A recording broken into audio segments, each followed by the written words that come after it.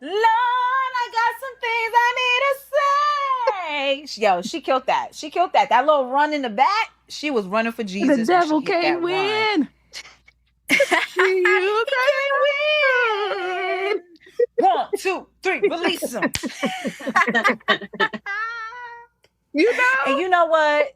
Let that be motivation going into the new motherfucking year to 1, 2, 3, release them. Release that toxic mentality. Release that depression. Release that hating ass motherfucking po ass mentality a lot of you motherfuckers got. That's why you still sitting on that stink ass couch not doing nothing with your life.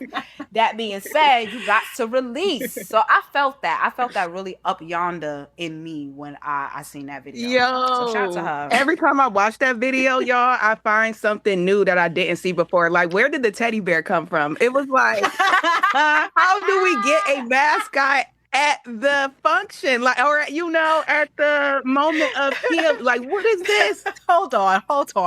Not the funeral being a function, okay? Like that's what I like. My funeral is a function, just to let everybody know. Come dressed in your best. No, but I think for me, my favorite part is the bow tie that she wears with her outfit and how serious she takes her role. Like me personally, I'm not gonna lie. I love passionate people and I Yes. love people that love what they do. And she just looked like she loved what she do. Like I wonder what came to mind one day for her to be like, I'm about to be the funeral stud singer. You know what I'm saying? Because that's important because now, and I think about the fact that people are gonna see that and now want to book her to like literally, that. like I love that. I For wonder her. if we about to see her on party flyers, everything. She's Oh about to be my God. girl, do you need a social media, strategist? Like, let us know what's going on. Like, are you turning your audio sounds into tracks that we could ship and pitch? Like, Listen, girl, what's going I'm on? ready. Literally. I'm ready for the full length project. Come on And do now, you come with the funeral mascot? service. Like, does Hello. the mascot come with you? Because I want the bear. Look at that. We already giving her the juice. Funeral service. That's the mixtape title. Point blank. Period. That's it. First song. Only song, cause that's the only song you need, to be honest. But yes, I'm with it. I like that. Anyways, y'all, what's up? It is your favorite motherfucking girls here in the Condeezy.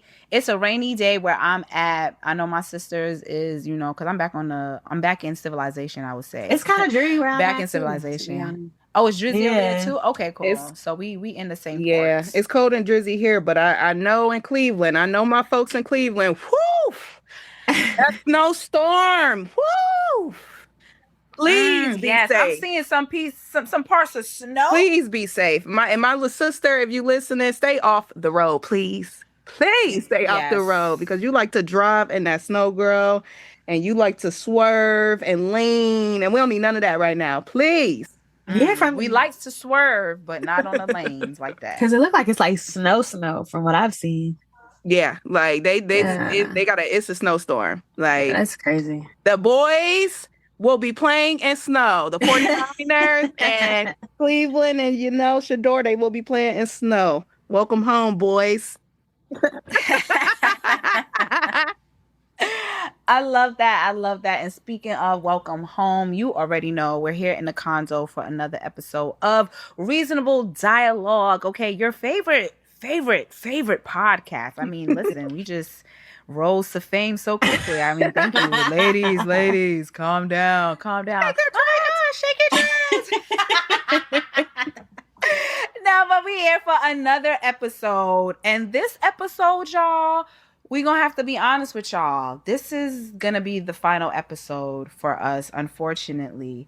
But it's just for this season because we officially completed season 1 of the Reasonable Dialogue podcast. So first, I just want to start off by just saying thank you to our community and our supporters for truly tuning in each and every Tuesday, holding it down when we had our live spaces.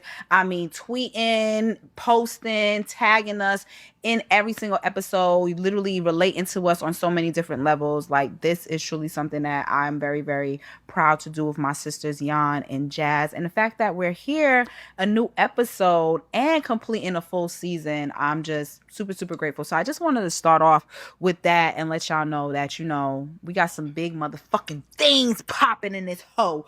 But we just want to say thank you first. I want to thank you for giving me some of that was my shit when Bow Wow dropped that. Shout out to Ohio. But yes, how my sisters doing, man? How we doing in the Condeezy? First and foremost, too, happy Thanksgiving. Like, I know we said it on Twitter, but we didn't do a Thanksgiving episode. So happy Thanksgiving, belated to everyone. Okay. Belated Thanksgiving. But y'all did get that fire ass playlist though that we curated. Okay.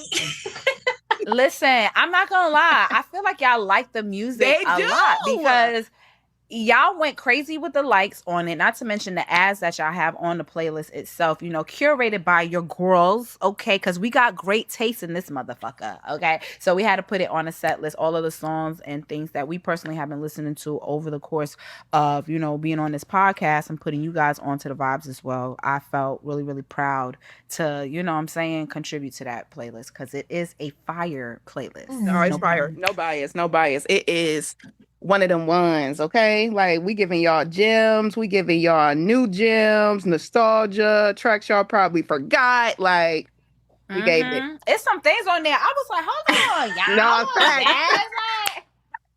it's okay, because even when I was adding to the playlist, it was moments where it would tell me like, oh, this song's already added. And I'm like, look at me and my sisters, always in alignment with the vibe. Like, I love it. I love it. But y'all need to go love the playlist and go check that out. The set list. Okay? Yeah. But yes, how was everybody's Thanksgiving? I will say my Thanksgiving felt very wholesome, if that makes sense. Very wholesome and was all the birth control I needed. It really was. We know Jazz loves the kids. I really do. And the kids love me. And I can say I'm one of those people, and I kid you not, like, kids run up to me. You know, kids run up, cats jump on me. I'd be like, hey, whoa. But, you know, you got great energy. It's something. Thank you. I received that. But, you know, kids have a cough that we don't really have. So it gets to a point where it's just like, I have been having so much fun. We've been watching Harry Potter and Godly Leviosa. You know, I've been doing all the things with you, baby girl, you know, the dolls and all.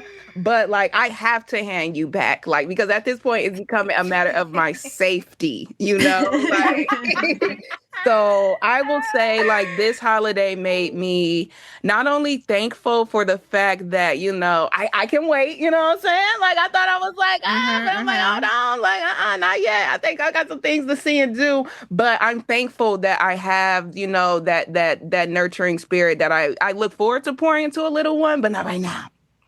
Not right now. That. Woo. So, like, that. I'm thankful for that. I'm thankful for kids and, you know, family. I'm thankful for y'all, my friends, my sisters, my partners, and this podcasting ecosystem that we have taken over. Like, I am so grateful, thankful for y'all's love and y'all's sisterhood, because this was one of the most challenging years of my existence. It really was. When I look back on this year 10 years from now, I'm going to be like, damn.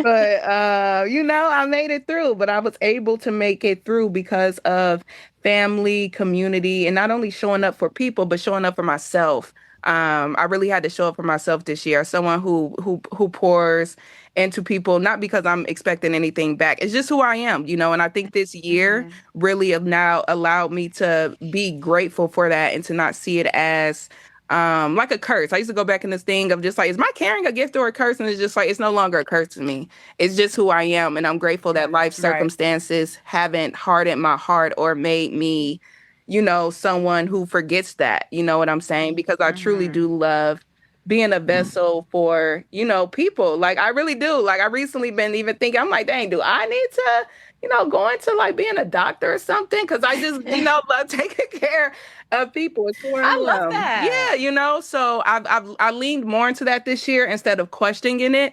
And I'm thankful that I had a community that reminded me that it's okay to be like that. You know what I'm saying? Like, I've had so many people this year remind me about my gifts, and it is okay to be the carer or the person or the girl that may be too much or whatever, because being too much and being, like, quote unquote, someone that has dealt with trauma from quote unquote being perceived as the perfect child or the child that can't mess up is just like, no, it's actually okay to lean on community. It's okay to not be perfect right now. You know what I'm saying? Just be authentic and just be, your loving self. So I'm thankful for 2025. I really am. You know what I'm saying? It's not going to be a year I look back on and be like, oh, I hated that year. I'm be like, no, there was trials, tribulations, and there were triumphs that literally made me who I am today and who I'm going to soar to be in the future. So I'm thankful for everything and being here with y'all, for real.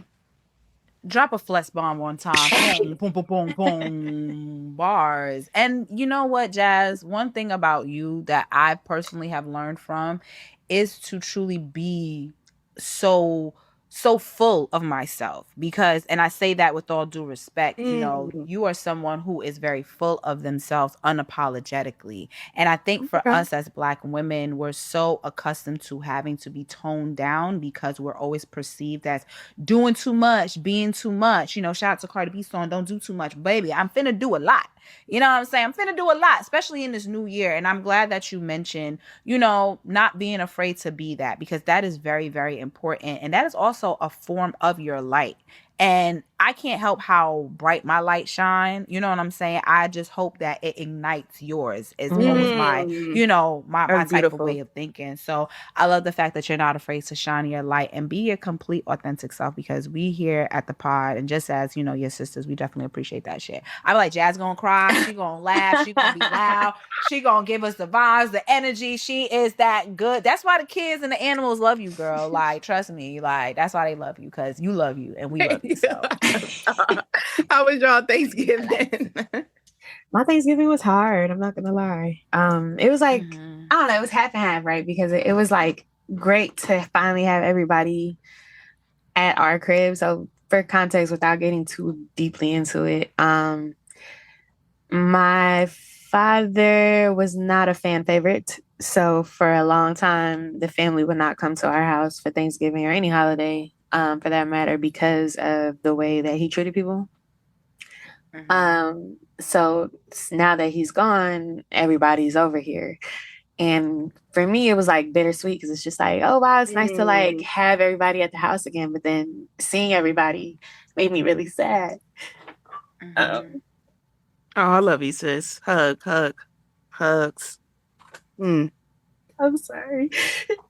Don't be sorry, baby girl. Never be sorry.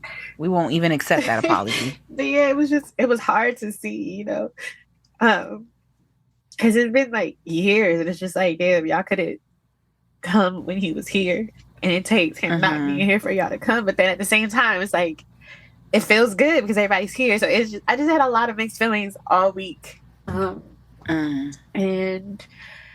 I don't know, I feel like I didn't see anybody else visibly upset or sad that he wasn't here to share the holiday with us. So like that bothered me, because it was just like, damn, like, why am I the only one that's always crying?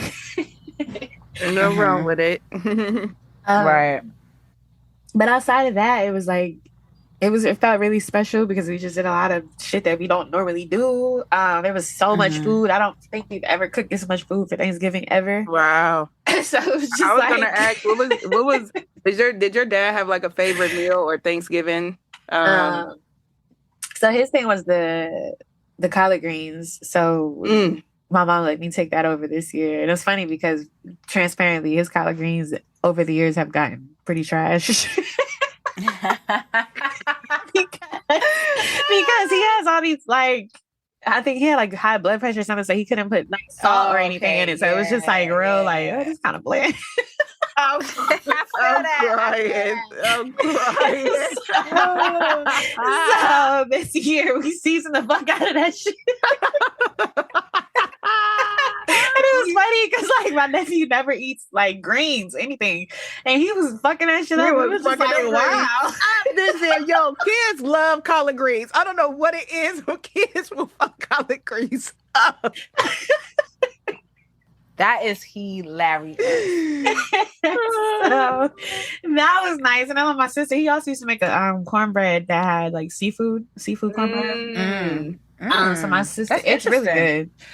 And my sister, she found like a recipe that was similar to what he was making, but it was more of a stuffing. So she was like, I'm gonna make like an upgraded version of his cornbread.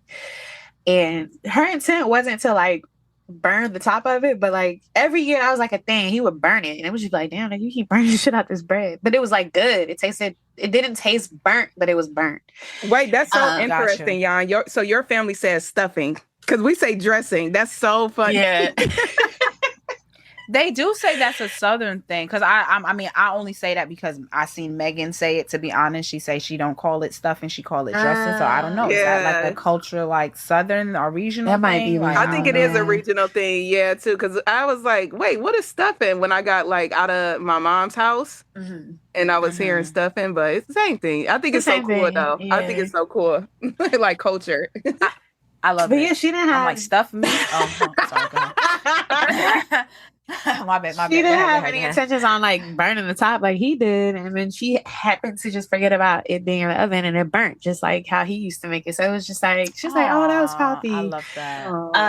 But like, yeah, it was. I had a really great Thanksgiving. Like, I'm not gonna act like it was horrible. It was lovely. It was nice to have everybody in the house, but it was hard. I think too, like. And it's not even like a problem, but I got a lot of messages like, "Hey, I'm thinking about you, and I hope you're okay." And it's just like it kind of just annoyed me a little bit, just because I just don't want to keep being reminded of it. But it's like I'm not mad at it though, because I understand the sentiment, and I'm happy that people care enough to reach out. But it's like, I don't know, when you're experiencing it in the moment, it's just like, oh my god, it's too much. Overwhelming. But yeah.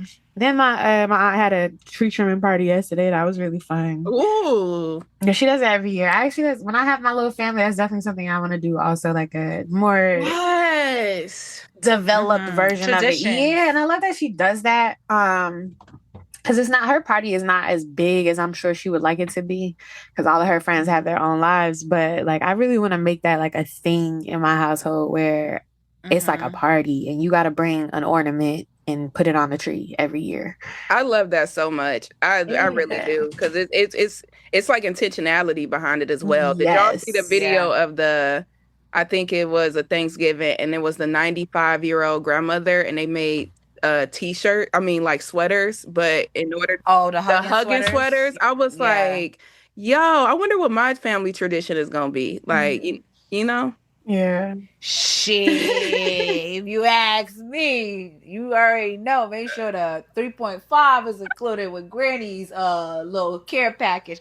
No, but I agree with that. I feel like, because to be real with you, I literally was having those very, very same thoughts of tradition and family, and it prompted me to say, hey, I do want to have a home because I do want to build family. And I think it's just best to always just be in the formation of preparation for the things that you want. So it's like, okay, you may not have the husband or the family right now, but there's nothing wrong with just starting to build the home and build the traditions that you would want in your home. So for me, I know like Christmas is a big holiday for my grandmother, so I definitely want to uphold that tradition of Christmas with the decorations and the trees and all that stuff. And like Thanksgiving, growing up, it was a big holiday, of course, where we would all get together. My grandmother's house would be the house that everyone would go to, because she would bring out her best, finest china. She would be cooking literally from the day literally, before. yo. You know what I'm saying? Going to Curio, get the best freaking eatery, all of that good stuff. You know what I'm saying? So for me, I personally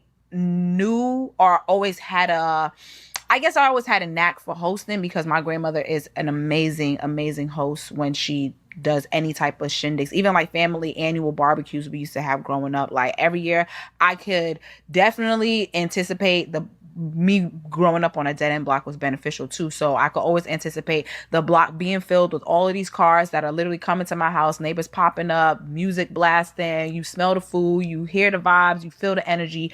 And I think it's important for us to uphold those type of traditions, especially, with everything happening in the world. Like that's our own form of peace. But I love the fact that you literally had a moment where your dad, you know, was still present, because I do believe regardless, the body may be deceased, but the energy never lies, and the love behind that energy never dies as well too. So the fact that you literally did something that he would do for Thanksgiving is as if he didn't leave. And I'm glad that you were able to even discuss that, because I think one thing that people tend to forget during the holidays is that it is a hard time for some people, if not a lot of people, because people are dealing with grief, the loss of family, friends, loved ones, or even just being alone. Me personally, I spent my Thanksgiving alone. And not that, you know, it was a bad thing. I'm going to be very clear. It was not a bad thing. It's not. I've spent holidays alone too, sis. Ain't nothing wrong. Yeah. You know, it was just, for me, it made me see things like life first and foremost in two different lenses. It's like gratitude,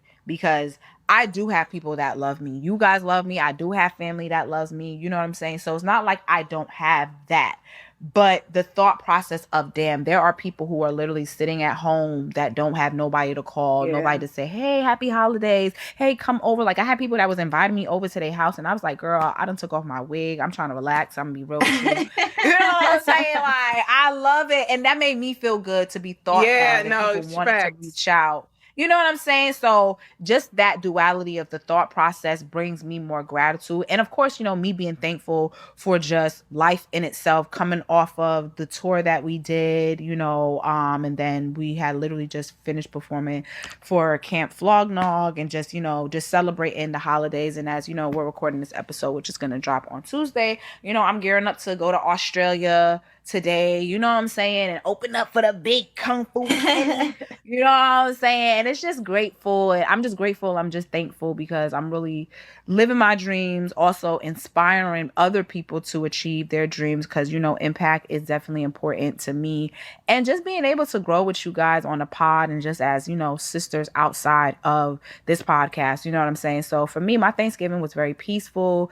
It was very solid. I felt like I was developing even more of a sound mind. I had more direction of who I want to be in this new season. I've came up with the development of the world, because I'm very into world building, and I feel like that's important as a creative. So for me, I decided to build a brand new world that I plan to walk into. I'll give you guys a title. It is called the Gorgeous Girl Era. Okay, we are in the Gorgeous Girl Era. All right, that means we're doing everything to be the baddest bitch that we know that we can be. Okay, fitness, health, wealth, whatever it is, we're doing it. No excuses, no nothing except just getting it done. So for me personally, I'm developing a new world, creating a new timeline for myself, manifesting my wildest and craziest dreams that I know can be possible. And I'm just here to be a light in this world and continue to just thrive and be passionate and have love and be loved and receive love. Okay, because we do need to receive as much as we do give. So that being said, that's where I'm at right now. And I had a really peaceful Thanksgiving, and I'm just thankful for everything. And you deserve it, because you've been working your ass off. Okay. Let's just talk about it. I'm glad you called it out. Working that ass and then pussy lips off. And I'm glad you flagged it for us on this, because one thing I did when I saw that tweet, I was a little worried, like, I hope she's good. But you seem like you were good, so I'm glad you cleared that up here. Because I can understand, to your point, that could be hard for some people. I know when I was in LA, I couldn't afford to come home for Thanksgiving, only Christmas. So for me, it was really, really like, damn, this is lonely as fuck. Oh yes, last year it was definitely it's a complete 360, I love that, to be honest, because last year I was nobody loves me, but this year it was like, bitch, I done got off the road. To be honest with you, I love everybody that invited me out, but I do not feel like politicking being around people right now. I feel good. Thank you for the invite. You know, if you really love me, send that plate through the Uber package. But other than that, thank you for your services, and I'm grateful for y'all. Thank you so much. Next year, I will be hosting, and I really want to do that. I want to host a Thanksgiving, Friendsgiving. Maybe the Conzo could do something next year. Maybe the Condo could do something in the condo that I hope to have. That's another thing I've been thinking about this year. Okay. Oh yeah, we getting those. Yeah, I've been really I saw this post about the housing market crashing like really bad this year, so housing being a lot more affordable in a way that it hasn't been since pre-2008, and it made me really start like looking into like, I want a condo, and it's coming. Yeah, because I seen this girl like ironically at the same time that I saw that tweet, I saw this girl talking about how I want to say like 2011 she got into a condo like with the first time house buyers. I think it's like 3% down or some shit like that.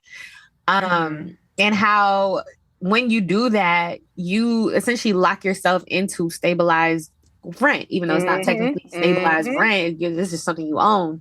But she's like, I pay like $1,200 a month, and I'm just seeing everyone around me having to pay $2,000, $3,000 for a 1-bedroom when I have a condo that's mine. It's just like, you know, you make a good point, because then it's like I think a lot of us fear being locked into this like housing situation where what you're really doing is creating equity for yourself, because it's like, even though you own the crib or you're paying into owning it, you could still sell it when you're ready for an actual house. It's not like you have to stay here and pay it off. Like, if I don't want it anymore, I can just flip it and get another crib. Yeah. So I don't know, I've really been thinking about that. And I don't know, like, cause I feel like I want a bigger role, and I want a condo. Like, I want my own space. I want to start, like, to your point, Milan, like, I just creating traditions and building like the family space that I plan to eventually have. And I think it does start with you. It's not you waiting for some man to come save you and start a family and a household with him. Like, I want to start my own shit. Okay, and listen, coming. Okay, listen, it is already here. It's not even coming. It's already here. It's in stone. And let's just say it louder to the people in the back, because, you know, we are girls first. Okay, I always say that. Before anything, I am a girl. Okay, and that being said, ladies, okay, you don't need these niggas to save you. We are in 2025. We are not our parents' where we had to depend on these men. And no offense, we understand the ecosystem back then. But now, ladies is pimps to go and dust your shoulders off. You understand? You don't have to wait to have the family and have the man and have all these pieces. Like, I think society has really done a doozy on us women specifically to make us feel like by 30 you're supposed to be this, and 25 you're supposed to have that, and this. And it's like, no.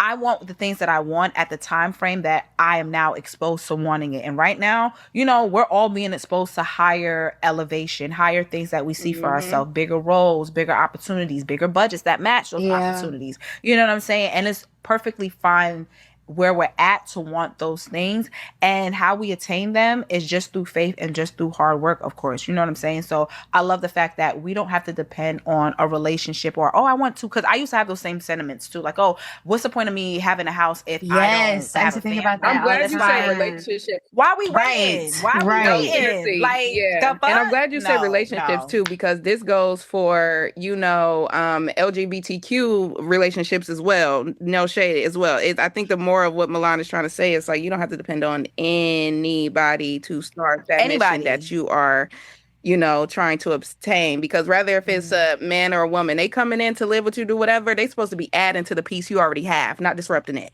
Like, I have my piece, you have your piece. Come with that, okay? Like, if not, keep your groceries, your backpack outside my house. Your backpack is like crazy.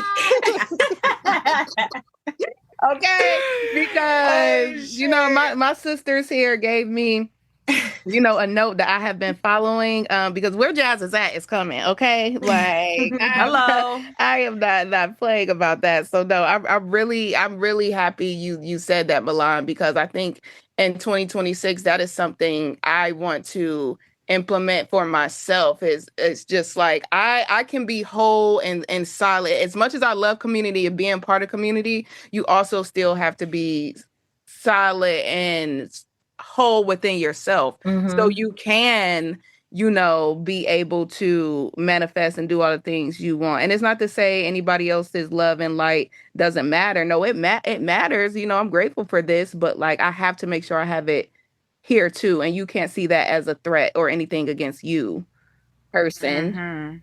Solid as a rock. Okay. But I love it, y'all. I love it. Okay, I think I would want to say or ask y'all really quick too, because, you know, there's things that have happened in 2025, and we're going to get into our personal recap a little later into the show. But before we get there, I just want to know, what is one thing that you are truly proud of that you have accomplished for yourself, whether it be career, mental, spiritual, physical? Like, what is something that you, for yourself, without any outside, I guess, approvals, or, without anybody having to give you those flowers, what are some flowers that you would give to yourself that you have accomplished within this year that you're super proud of? I know for me personally, and granted, part of it came from somebody sharing with me that I need to do it more, but finally doing it was a me thing. But I became very hyper visible this year in a way that I haven't in the past, because I've had this fear of being perceived.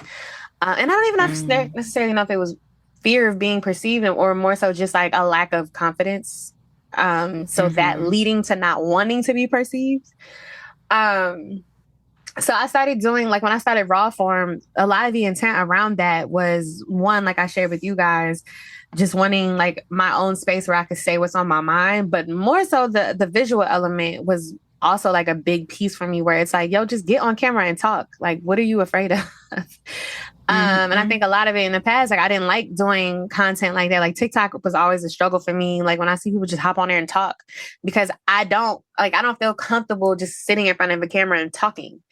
I think a lot of that was just like underlying like self shit, where it's just like, I don't like how this looks or how that look. I don't like my voice, or just like all these little stupid things that don't really fucking matter, because I feel like we get so in our heads about these super minor details and critiques of ourselves that people are not checking for. Like, when people are watching a video of you talking about something that's on your mind, like, they're just receiving the message. Like, only people who are like, that don't fucking matter are, oh, look how her hair look, or look how her nose, or what, like all the little stupid shit that we think people care about. Anybody that matters doesn't really care. And we shouldn't either. And I think that was a big hurdle for me this year, just getting more in front of the camera, because the goals that I have for myself for next year and beyond are going to require a much heightened level of hypervisibility that I've never stepped into before, that I need to get comfortable with it. Otherwise, I'm going to fail if I don't.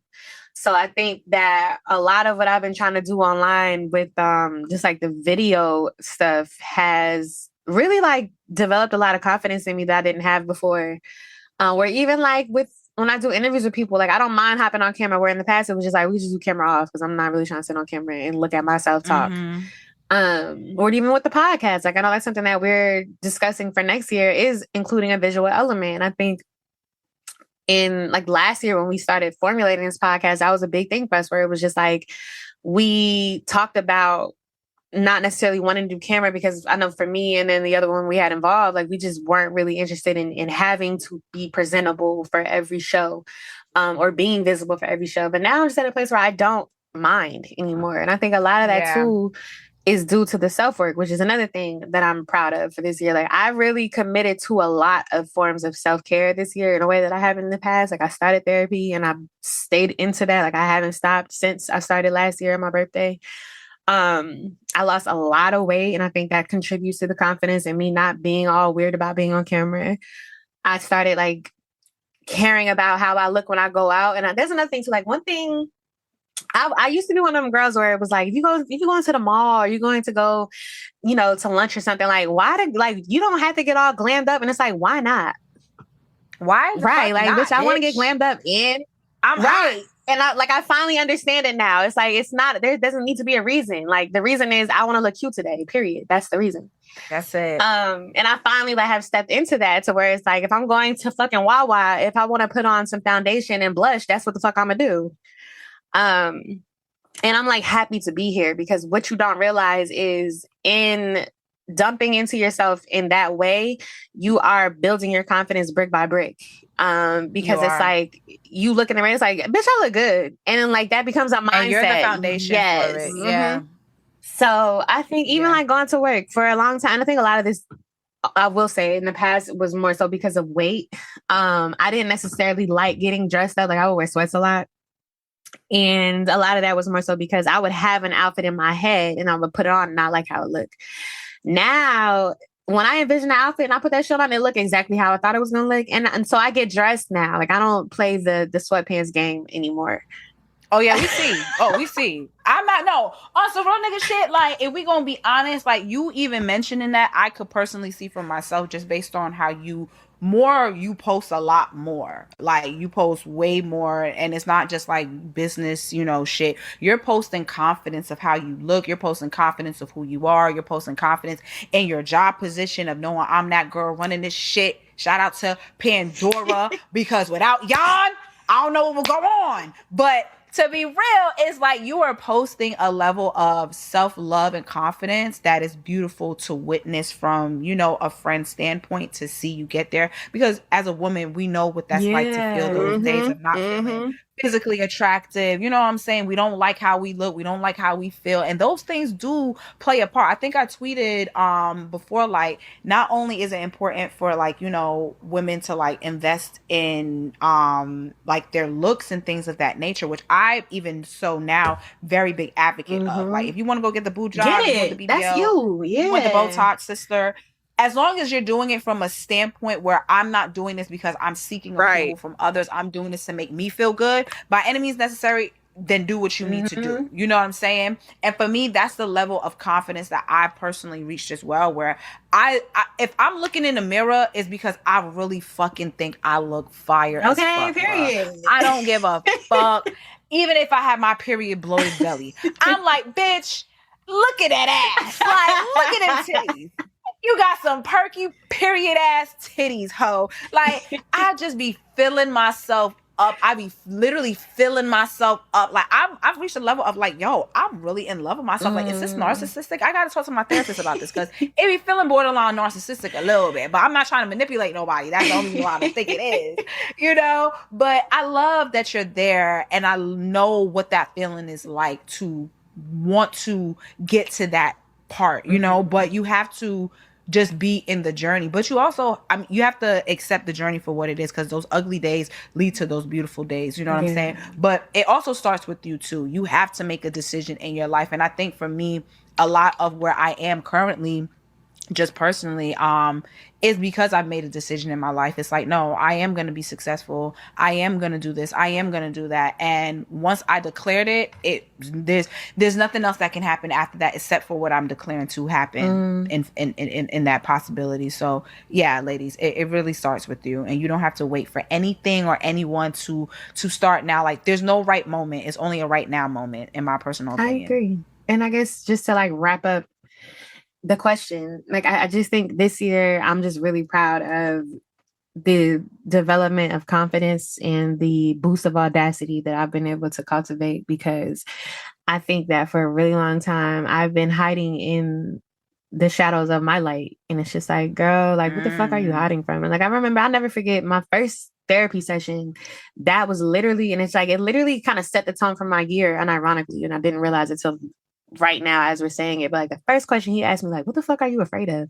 Like, I don't fucking know. I don't know. Oh, he said it just like that. Yes, because I was explaining. I love my therapist. That nigga is him. But I remember like just he's going through my socials and kind of getting a sense of who I am, and then I'm sharing with him like some of the fears and things that I want to do but won't do because of X, Y, Z. And he's just like, what are you afraid of? Like, what the fuck is good with you? And I took that with me and carried it with me, and it's just like, you have to grow out of that, because what are you afraid of? Yeah. What are you afraid of? You're not afraid of anything. You're really not. You're really not. But I love that. I guess for me personally, I would say just my personal accomplishment for 2025 that I'm just proud of. It's just where I am mental health wise. I think for me, being mentally, not that you have to be healed all the way, because let's be honest, life is going to do what it do. So you're never going to not be in a situation that's going to trigger you or cause some form of trauma. It's just about how you deal with it and maneuver it, when it does happen. And I'm there now. I'm there. I can be in front of my triggers.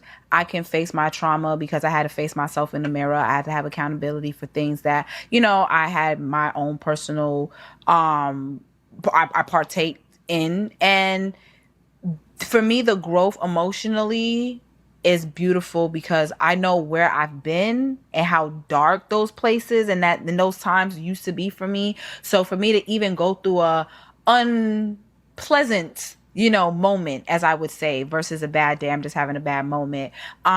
Me going through an unpleasant moment, I know how to control it more so. And it's not to say like be a robot and be in control of your emotions, but it is to say you need to be in control of your emotions and to be able to handle emotional obstacles and still deal with things that kind of trigger, my wounds in a way, but not allow it to have me act out on my triggers is where I'm really, really proud of. And I do believe like mentally you have to be, there first before you could be anywhere physically, and everything just, is in alignment. So I'm just very proud of my mental health, taking control of it, knowing when I am having those moments. I've been very transparent with y'all, when I'm having them, like, y'all, today ain't the day, y'all. I'm be real with y'all. We love you, girl. It ain't the time. I was sitting there crying, like, motherfucking time. I don't give a fuck. But we pushed through. And I love you through it every time. I love you through it every single time. I really do. I'd be like, that's my girl. Like, fuck it. Like, ain't no pussy ass hoes over here. So that being said, I pushed through, and I feel like my weakness really helps with my strength because my vulnerability to say I'm weak right now helps me to become stronger, and I'm grateful for my relationship with God because of that. I'm grateful for y'all as community. I'm grateful for my family that supports me, and I'm just grateful for me. I'm grateful to show up for me, to love me, to pour into me, invest into me, and know that, like they say, no one is really going to save you except yourself. But when you do save yourself, when you do come and you try to save yourself, understand that you are also saving others in that regard. May not be sincerely physical, but people seeing you being able to handle your shit the way how you handle your shit gives them that inspiration to also do that. So although we may not have a person literally waving a flag and saying, I'm here to help you and save you, we're still saving people through saving ourselves, if that makes sense. So yeah, I'm really mentally proud of myself where I'm at, and I'm excited to see what I have coming in 2026. I mean, it makes complete sense. And I think too, and I've shared this with you various times, where I admire so much like your growth in the way that you carry yourself and carry yourself through situations that we've had, and the grace that you have for people, and the way that you just kind of like pull everything together when maybe I don't have the capacity to, or Jazz does not have the capacity to. And I think to your point, like that is inspiring, because it's like, this is how you handle yourself when you are emotionally mature.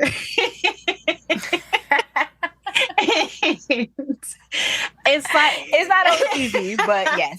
But it's dope to watch as like a sister, because it's just like, okay, this is a better way to handle this, or this is a better way to view this, or this is how like you carry yourself when you're fully confident. This is how you carry yourself when all the different situation, like insert situation. Like I feel like you've been teaching us through being yourself in various different ways, and I think I'm very proud of you, because I think the other thing too is, in knowing you for so long, I haven't seen you share this with the world in the way that you do this year. And to your point, it helps people, because it's like you're sharing your experience with it, and the way that you're handling things, and the way that like your train of thought around certain things. And I think that inspires other people to view things a different way. So shout out to you. Thank you. Yeah. Thank you, sisters. Thank y'all. Well, and what about you, Jazz? Oh, my sisters, I was just letting y'all just, I was giving y'all flowers here. I was just blushing like, yup, I love everything they saying, because I agree. And I also think it's interesting because we're always like in some way in alignment in a way, all three of us, even if it's a different perspective or a different side of the coin. Because I know for me, I'm thankful that I didn't give up on myself this year. If I can be so completely transparent, that is just flat out what it is. I didn't give up on myself, and I was reminded through God and just my love for love that nobody was going to give up on me either. I think I had to get out of my own way in certain ways as it pertains to what Jan mentioned earlier about how, this year was about, being hyper visible, and we seen it, in so many different ways, rather if it was, like our friends, our peers, or, TV, or, somebody even as, Kendrick, just throwing that out there as an example of like the visibility. For me this year, I was the complete opposite.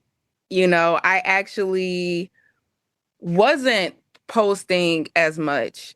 I wasn't in a space where I was as visible as I have been before, because I had to show up for me this year so that I could be who I am for not only, myself, but for every single gem and, endeavor that God has written for me that's coming. Like, I knew I had to prepare for something that's on the horizon. And preparing for that I had to leave a job that I was at for 5 years that was actually deteriorating my mental health and not enhancing it. And I think this is one of my first times actually ever saying it out loud on the podcast. I kept a lot of what I experienced, what I was going through, very safe and with the people I felt safe with, just because of certain experiences. But I never let it take away my gift. I just knew some things had to pivot, especially because I'm someone where I feel like I've been forced to be visible since I was a child. Since I was a child, I've had these projections of things I didn't even, have to, not experience, like it was written for me. Like, I think about Harry Potter's story where it's just like, Harry didn't know there were forces or anything against him. He was just a kid that was born into this shit. And, that's how I've always like felt as a child. I didn't know by circles. I was just born into it and just felt like, here, okay, here's the pom-poms, the cheerleader skirt, the straight A's. This is you. You have to be this child. You know what I'm saying? Yeah. So it's like, there's a part of me that carried that cheerleader mentality into adulthood, like, okay, I got to cheer here. I got to cheer there, like, and a lot of it came from just my upbringing, being told, I had a grandmother that would tell us like beautiful, gorgeous, lovely every day. And there's nothing wrong with that. You know what I'm saying? But you do have to at some point be able to, understand the range within that, because every day you're not going to feel beautiful, gorgeous, lovely. I knew what my grandmother was doing early on and what she was trying to instill in us, being a Black, dark-skinned woman from the South with all these kids and grandkids of various colors, whatever. At the end of the day, she knew if we was to get pulled over, they not go ask what's our background. They go, no, you Black. So if I can instill in my Black kids or grandkids, whatever, that they are beautiful, gorgeous every day, it's like, yeah, it was amazing, but it also made me, reflect on what it feels like when I don't feel like that. And there were certain times this year where I didn't feel like that, because I literally took a risk on myself. But I'm so grateful I did it, because I see the beauty and all of the flowers that have come from choosing myself. I've seen the experiences that have come from choosing myself, the friendships that have come from choosing myself, because, I have friends that I've been friends with since 3rd grade. I also have friends that I've, been in my life since college, and some that I met through, my industry endeavors. Everybody ain't make it. Yeah. Everybody ain't make it. Was that one boy that be laughing? He got some funny ass viral videos. But he always do that. Like, everybody ain't make it. And I felt, okay with that. I felt grounded in knowing like, okay, that person or that group was for this season, and it's not to mean they didn't mean anything in my life or that I gotta hate them moving forward. Like, no, I'm still choosing me. I haven't given up just because I don't have, that aspect of my life. Is honestly, God is preparing me for new experiences. And that's what I did this year. I made so many new experiences that are literally going to be the lighthouse for everything I do moving forward, because those experiences were so fruitful.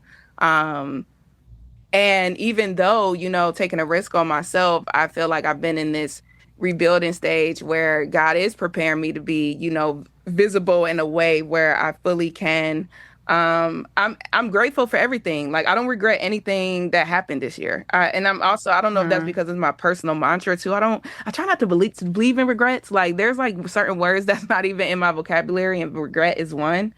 Um, Right. because I do feel like everything's supposed to happen For for a a reason. reason. Yeah. And if I'm saying, oh, I regret this, I regret that, it's like, well, are you trusting the path really? Like, Mm-hmm. but again, that's just True. my personal thing. But I don't regret anything. And again, I'm just grateful that I had a community that was patient with me, because I think people, and again, I need to stop doing that too, because sometimes it's just my mind. Like I felt like people expected me to be a certain type of way. And it's like, I can't be that this year. I Mm. actually can't be the homegirl that does face mask and we doing our nails today because I got to do it for me. You know what I'm saying? I literally don't have the capacity. You know what I'm saying right now. But that doesn't mean I'm not gonna have it sooner than later, and that doesn't mean that I'm less than, if that makes sense. It was grateful to know that people love me for who I am and not because of what I do, and that was solidified this year. So, shout out to everybody that loves me because of my heart and not because of what I can create or, do with some data. Um, so I love that for you. yeah, I'm thankful that I didn't give up and that no one gave up and no one let me give up, if that makes sense. Yeah. Yes. Makes perfect sense. So yeah. We love this podcast. But you know what? What we don't motherfucking love is this administration, okay? And I think it's only right that we start getting into some of these topics, y'all, because listen, once again, the worst presidency that we ever experienced. This is why, we try to be a safe space as well as a beacon of light in this motherfucking world, okay? Because every day you realize how dark it is outside, okay? And it's not because of daylight savings. So that being said, Donald Trump administration has decided that it wants to exclude nursing, physical therapy, and public health as a professional degree under a new federal student loan rules. I mean, when I personally seen this, ladies, I'm not gonna lie, I already knew what this was Yep. about. This is very much so, once again, an attack on women, which is always the very first course of action that the government will do. They will for sure attack women first. And the jobs and the professional quote unquote jobs, we can now say, that they're trying to deem as not professional, like nursing, because people honestly think that nursing is like a woman's job.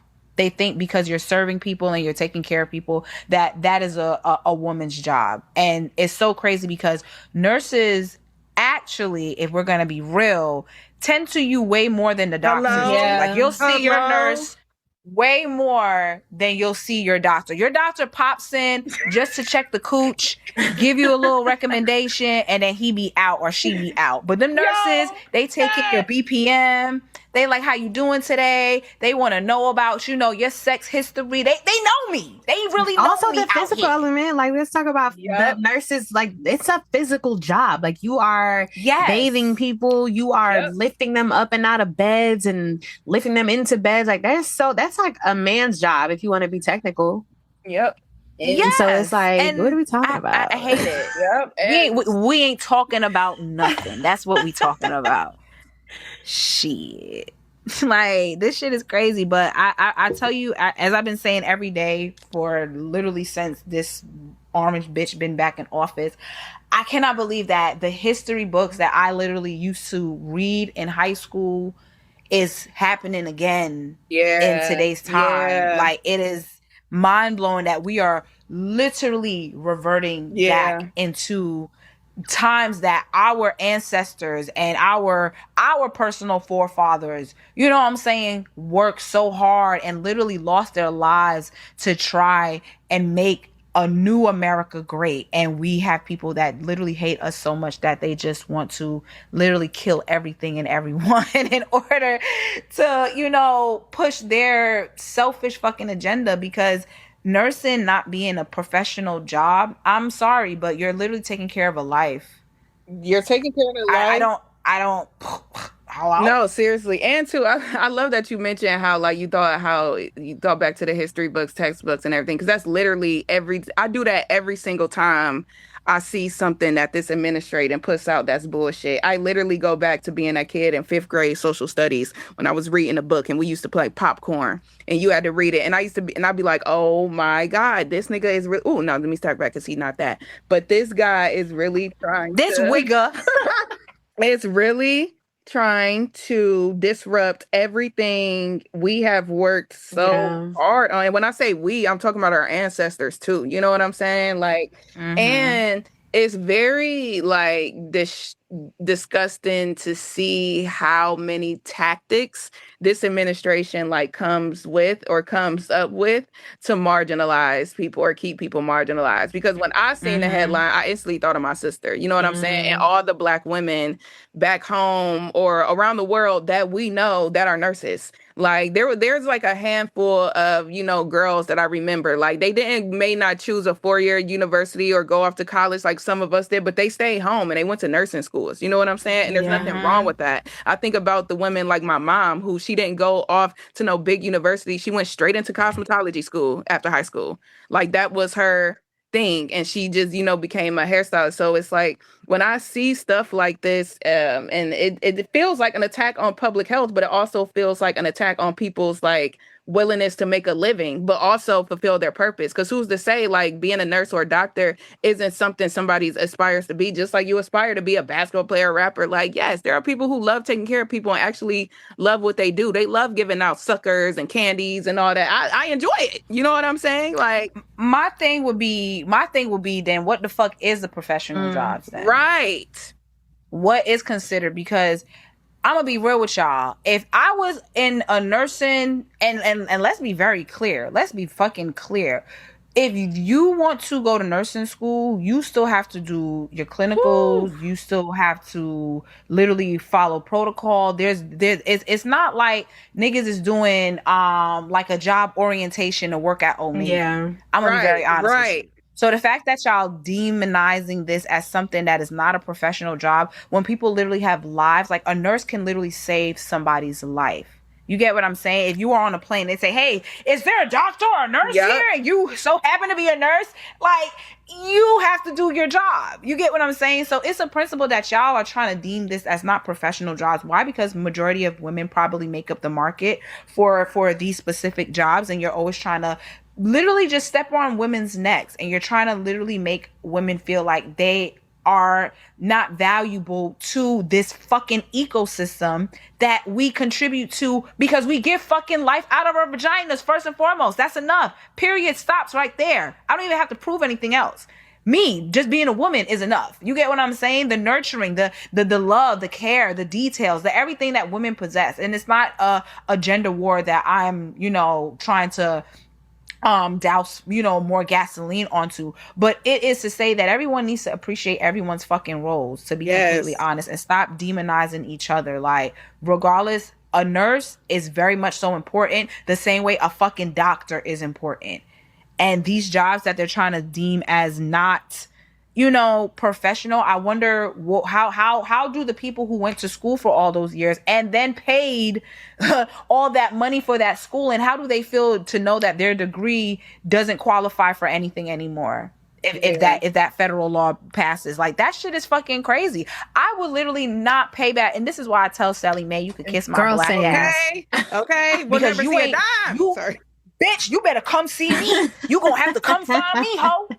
Pussy ass hoe, you gonna have to come find me, because you ain't never getting a motherfucking dime from my ass. I'm gonna be like Brene. She probably won't see it. She probably won't, because you're not. What do you mean? Are you kidding me? You be glad I even pay taxes around this motherfucker the way how y'all acting up. So fuck that. Fuck this administration. We're over it. And like I say, I know it's a tough time for a lot of people. The economy, jobs, all of this shit just makes you feel negative and make you feel angry and make you feel that's purposely done as well too. We are going through a actual, not only physical warfare, but it starts psychologically. These people been trying to bring us down psychologically for the longest fucking time, and the tactics aren't working, because last time I checked, Black Friday wasn't Black Friday. It was actually a Gray Friday. I didn't hear. I didn't see. You know what I'm saying? Nobody was talking about sales. Nope. The majority of the videos that I seen people outside, especially people waiting outside for Target for them little cheap ass gift bags that they gave them, it was not our people. Is what I would say. Okay, it was. Keep not hearing our about them people. gift bags. Great I job. look that up because I don't know what y'all are talking about. So Target had this special, I guess, Black Friday giveaway. The first few members, and I think Sam's Club. I seen somebody do Sam's Club too. They was giving up to $2,000. Oh my God. Giveaway, but you know, to buy stuff in the store. But yeah. But Target apparently, you know, they trying to get the business back popping. So they did like the giveaway swag bag with no swag at all. Okay, it was giving that Justin Bieber album. If you ask me, it was nothing that I wanted. The way I cannot stand. Let me just say, I cannot stand what white people have done with the word swag. Like the way they turned that shit into swag, woke. Everything. Fucking thing. Oh, wait. So it says most recipients received a deck of Uno cards, a small bag of candy, a handful of sample-sized beauty products, and minor trinkets worth maybe $10 to $20 at best. Wow. We could have listened to that on the iPod. They crazy. So, yeah. Y'all crazy. And this for me always shows you how corporations really do not give a fuck about the consumers at all. Because the fact that you had the audacity, $1 billion company, to sit up there and really think this is gonna make people, and you guys are also stupid for sitting out there in the cold waiting for a fucking swag bag that you could have put together at Dollar Tree. Literally. Like, it says only 10 of them had like specialty things on them, like the $100 gift card or Dyson tool, but like still. Them niggas put them bags together the minute they opened the doors. I gave it to y'all. That little dollar section. Yes, you know the little travel size dollar section. That's where they got that shit from. The bag included.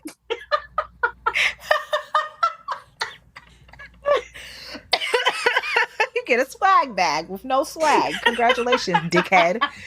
Like, shit is crazy. Oh my gosh. Y'all need to do better. Y'all really, and honestly, this is why I resent when y'all motherfuckers be out here talking about, oh, we're not our ancestors. You damn fucking right. Because our ancestors boycotted buses and was willing to walk miles and miles, like the fucking song, to prove a fucking point for months. You niggas couldn't even boycott Starbucks for a fucking week. Literally. You niggas was like, so are we going back to Target? Like, no, bitch, we're not. We're not. How about that? We're not. That saying always turned me off too. I'm not my ancestors. Bitch, what you mean you not your ancestors? Like, what are you trying to say? You can never be your ancestors because your ancestors died for a cause. You nigga is just shaking ass for nothing. You can't take a fire hose to the back, bitch. Like, are you kidding me? Like, shit. Listen, the white supremacist Ghostbusters is popping out, so we got right. Let me stop. You know how we get Ghostbusters. But really quick though, I definitely want to send my condolences and love to this influencer by the name of Girl La La. I've personally seen some of her videos before too. Recently, unfortunately, another domestic violence case that turns literally violent as fuck. She was murdered by her boyfriend, unfortunately. And the reason why she, on top of being, unalive, murdered by her boyfriend, I say unalive because, we're still in the algorithm of social media, not trying to get clipped. But the reason why the controversy behind this specific influencer and what's happening is because, of course, Girl La La, she identified, I believe, as a woman. She wore wigs, makeup, femme, what I'm saying? And during her funeral, there was debate going over how she should be basically laid to rest. Her father came out and made a big stink about how if his son, niggas love to come and claim their son after, but if their son is in a dress and a wig, he not coming to the funeral. And people were chiming in that world of that influencer TikTok world. Of course, people were chiming in. Of course, I just made this a point because I feel like like, number one, as an advocate for the LGBTQ community, and just the fact that y'all care so fucking much about homophobia, so much that you don't give a fuck about rapists, you don't give a fuck about killers, you don't give a fuck about nothing else, but you give a fuck so much about a person choosing how to identify, how they choose to, you know, present themselves is really, really crazy. And I just think that it was sad that a moment where you should be mourning and celebrating the life of this, you know, beautiful human being, regardless of how you feel about how they identified, you're making that such a point. And I just think, like, in general, for me personally, I just really hate homophobia, because especially from Black people, because I feel like there's so many battles that we can't even afford to be homophobic. You get what I'm saying? If we're homophobic, everything is connected. We can't even be homophobic. Yeah. You know what I'm saying? So it's just sad that that is still very much so in 2025, the reality that, number one, domestic violence still is at the rate that it is, you know, where partners are literally dying, women are literally dying, like the femicide, I believe it's called. It's like at a significant high rate, even in, you know, same gendered relationships. It's just really, really crazy, but also just crazy that homophobia, even during death, is something that y'all still consider. Like, my God, today, somebody help us. But just condolences to the influencer Girl Lala. And, you know, I heard she got laid to rest in a suit, which was very sad. That is sad.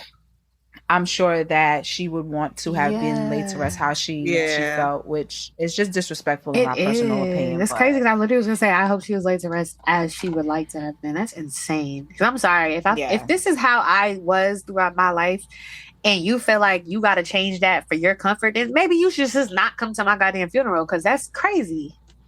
It's crazy. If I want to be a fucking clown, put me in a fucking red nose and a damn well wig, and call it a day. Like, respect my wishes. Sad. Respect my wishes. Very sad. But homophobia is sad, and this is what causes it. So, unfortunately, you know, condolences to Girl Lala. Rest in peace. But I know you all seen this specific video, though, going around, the viral video of the little groomsmen, the little grooms baby. Little grooms baby is crazy. He was being tossed around like a rag by his uncles. Now, there has been backlash, you know, some people who are in agreement with, you know, it's just being fun, they just being boys, and some people calling it toxic masculinity. Personally, I know for me, I tend to see both sides of things. Not that I'm ever trying to be like, you know, a devil advocate or just trying to be on, you know, both sides of anything, but I can see the side of, you know, boys are just having fun, because naturally they always say boys are just rough and that's what they do type shit or whatever. But then on the other side, I can understand the angle of toxic masculinity, where it's like, why do boys have to go through this rough patch, this rough phase? I don't know, but what are my sister's opinions on that? Because I know you guys have some things to say. I got some things I need to say. I'm crying. I'll be honest, when I seen it, I chuckled at first, and it made me think. I didn't think toxic masculinity. I thought nigga shit, if that makes sense.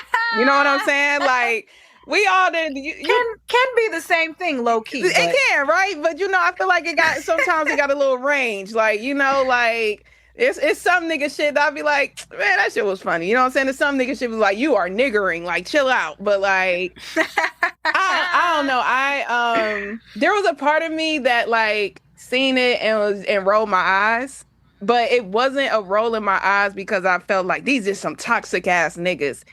It just felt like, I don't know, like watching your little nephew in the room. It's like, all right, y'all, give me my damn baby. Y'all playing too much. That's how I kind of took it, if that makes sense. Like, I can see where someone may perceive it as toxic masculinity, because it's like, we don't have to hit boys, blah, blah, blah. I get it. However, just growing up and just experiences, and I don't know, like, I thought it was more so, like I said, like, nigga annoying shit, like, versus like toxic. Like, I ain't gonna say I thought it was toxic. For me, I would be reaching if I was like, oh, this is so toxic. Nah, because it didn't come off like, now if somebody would have like smacked them or punched them in it, I'd be like, whoa, like, chill the fuck out. But yeah. It was just nigga shit for me. I don't know.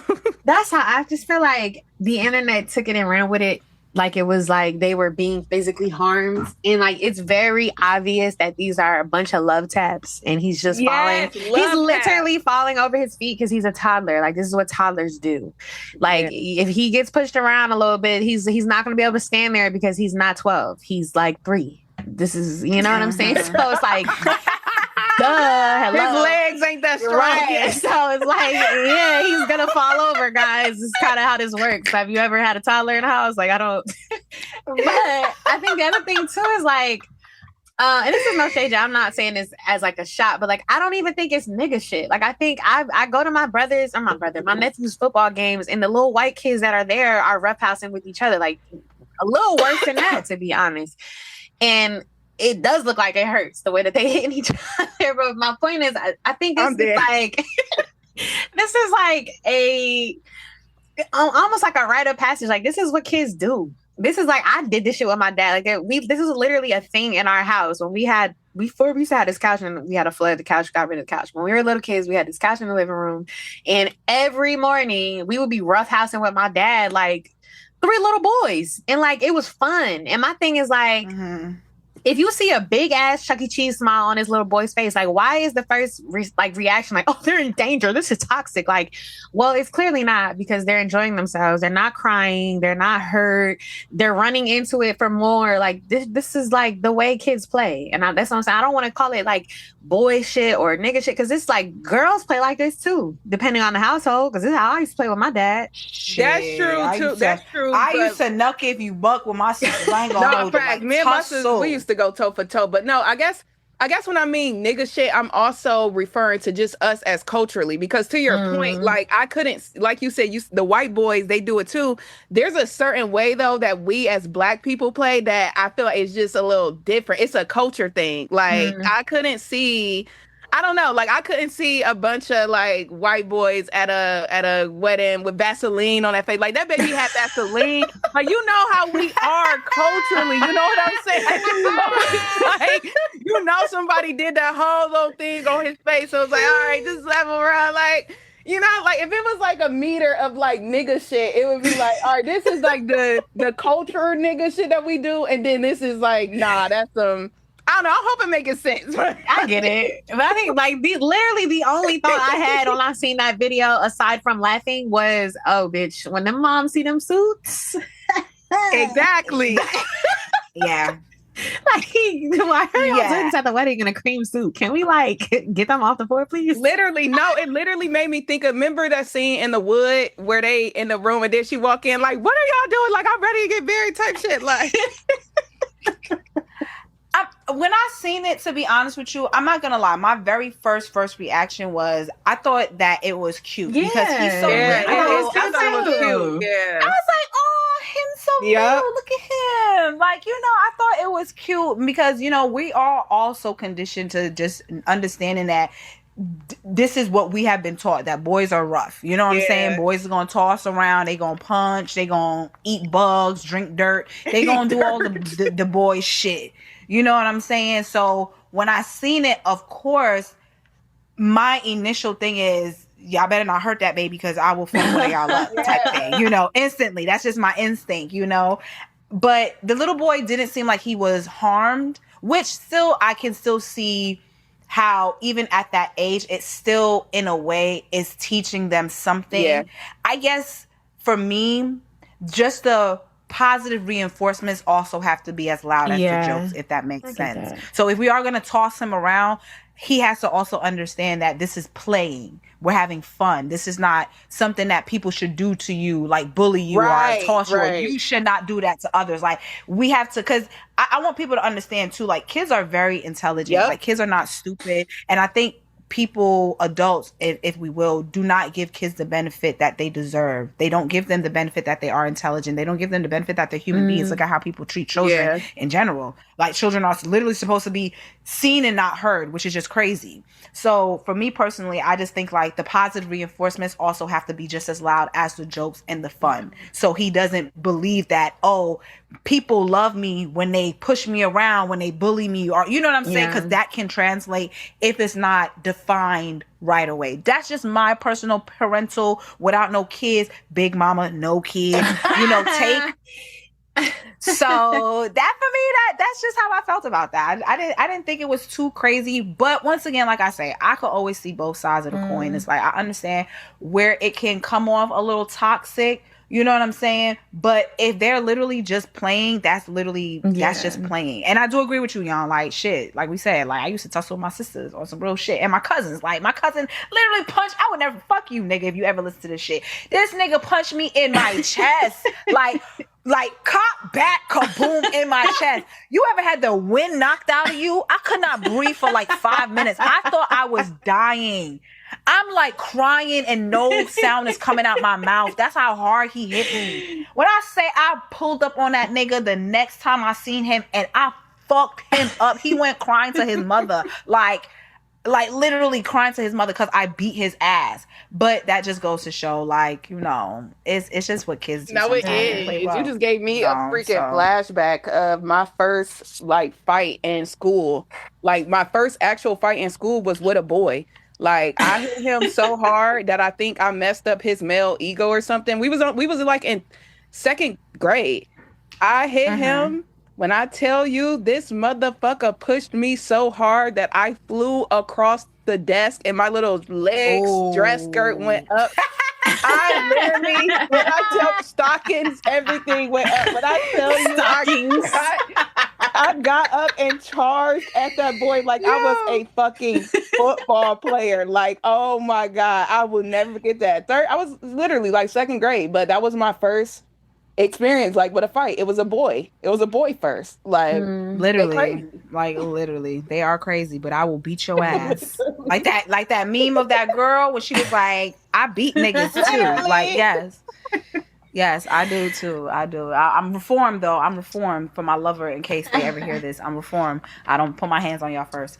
But I will say, so I agree with you about the boundaries, right? Like, so I think that is clear to me that it does need to be with boundary, but I do think the way that they were reacting to it, to me, makes it clear that they understand that this is play. So with that in mind, I feel like it's key. I really want to put it out there because it's like, I think it's really lame the way that this is being spun. Me too. But I feel you know, social media is very reactive. Yeah, but you have to understand there's a side of the socials. But I think what I struggle with social media is it's a very real, like, indicator of where society is. So it's like, yes, people are putting this online, but like people really feel this way. So it's like on this specific topic, roughhousing is like literally like it helps in child development. Like this is actually like proven. So there's also that side of it. But I feel like too, just to like really quick touch on your point, like, do they really feel this way? Because you gotta understand, groupthink is real. Groupthink is real. Thank you. Groupthink is real as fuck. Like I will never forget when I literally seen this girl literally come at somebody randomly tweeted her and she came at the girl, like the person that they were bullying, like because people like dogpiling this girl. So the girl mentioned this other girl was like, why the fuck are you talking to me like that? Like literally called the girl out. It was like, oh, I don't know, I was just like chiming in what everybody else was saying. Like the girl literally I would never forget that interaction because that made me literally like confirm in my mind, like, yo, people literally just follow the trends. They just follow what's hot. They follow what other people are doing. Like rarely, I don't want to say nobody because we think for ourselves, but rarely people think for themselves. So if something seems like, oh my gosh, this is an abomination to the black man and look at how we're raising our black sons, and people are gonna literally ride with that because people need to feel shit. I realize that in this time and era too. People need to feel shit. So even if it don't have no relevance, or even if they literally can see the side, like, okay, I think they're just playing, I don't think it's that deep. Niggas will want to make it that deep. And let me just say everything is that deep. I will not ever discredit shit not being that deep because I'm a deep ass bitch. So everything is that deep. But when I mean in the terms of you shouldn't project what you believe it is when it clearly is not. And that's where I land on that, to be honest. Yeah. I agree, but then I also feel like that stuff then becomes real life, right? Like, for example, you get online, you see this video going viral, you see the whole internet, this is horrible, toxic masculinity, and then you chime in on the groupthink wave, but then in real life, this pops up, and it's just like, damn, maybe I should say something, or maybe I shouldn't allow this to happen to my child, because I remember when I saw it on the internet, everybody was so against it, so maybe this is a bad thing. So I just feel like I don't ever want to disregard the groupthink shit because a lot of that shit, like people are so gullible that they allow the groupthink shit to pour into their actual lives and affect how they navigate in real life. Because I see that happen a lot too. And it's like, why is it acting like that? Because you saw it online. But I think we're seeing it more too. And I want to say shout out to our Reasonable Dialogue alum, Michelle, because it's something her and I just recently talked about. And this is honestly for another episode as well. I also think it's happening because we high key, we've reached, I feel like for millennials, because we've been on this social media for long, I think we have social media burnout for a lot of stuff. Oh, absolutely. And because people are burnt out, what's happening is it's just like, they're showing up in these spaces, in these community spaces, not even with the social capacity to have their own thought. So it's like, all right, I'm just think with this thing because I'm burnt out with these socials. So I don't even have the capacity to even write my own 140 characters or whatever. I'm just repost this, retweet, and just keep it moving. But it's doing a disservice, you know what I'm saying, to a lot of things because, you know, like you're saying, it's taking wholesome moments like this, whether someone want to say it or not, and turning it into a whole think piece of just nonsense. And it's like, girl, just let the boy hang with his Vaseline and his uncles and all. Like, god damn, like, like. But you know, you even saying that brings me to a point too, just to segue really quickly, because number one, flowers to Megan Thee Stallion. Please. I love you. I love you. I love you, love you, love you. I love everything about Megan. I feel like Megan is a true and honest example of real Black girl strength.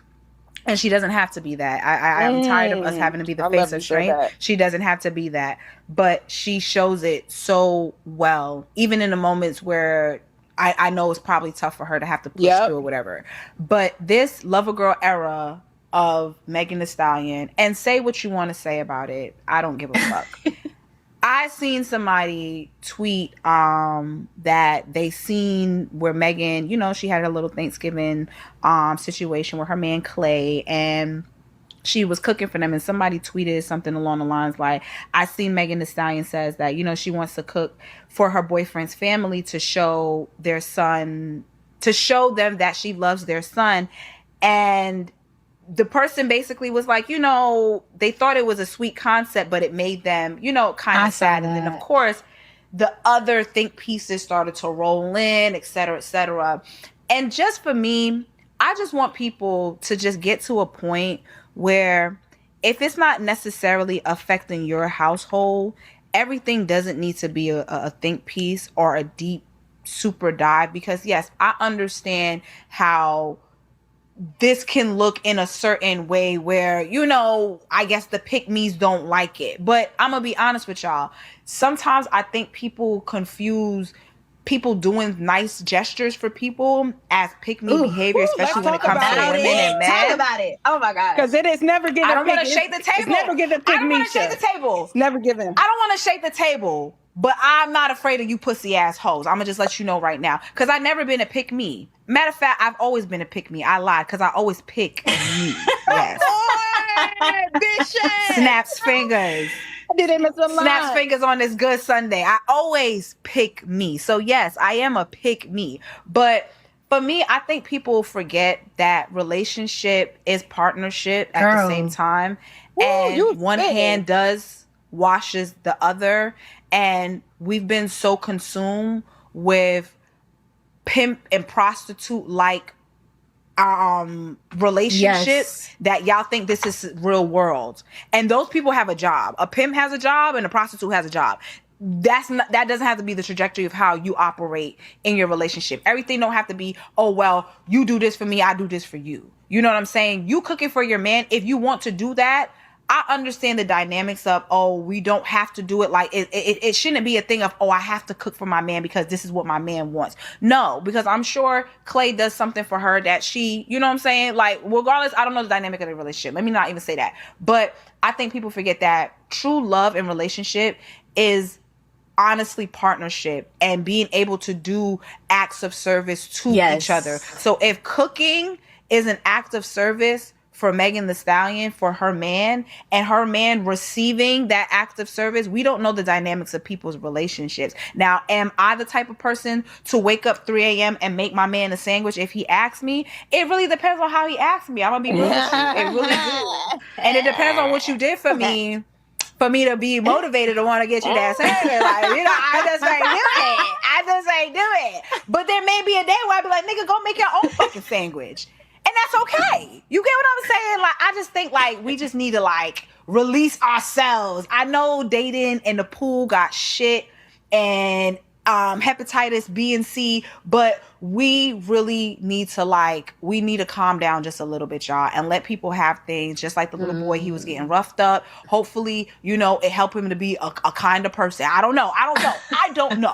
But what I do know is that we need to just chill out just a little bit, y'all. But yes, I think we are forgetting that everybody's life is not the same, and sometimes what you see may not be the reality of what you think it is. And God forbid you're considerate. God damn, I feel like we've lost our humanity to the point where it's like you consider somebody, and now it's you're a pick me. Like, Jesus Christ, I'm sorry. Like, I'm not allowed to consider the people that I say that I love. Like, I thought love was consideration. Right. I just thought that LeBron meme where he'd be like, like, oh God, like, forgive me for being kind. Like, right. Jesus, wow. Damn. Like, damn. Oh man. You niggas are real warlocks. Right. Like, we have no limit soldiers. The fucking plot.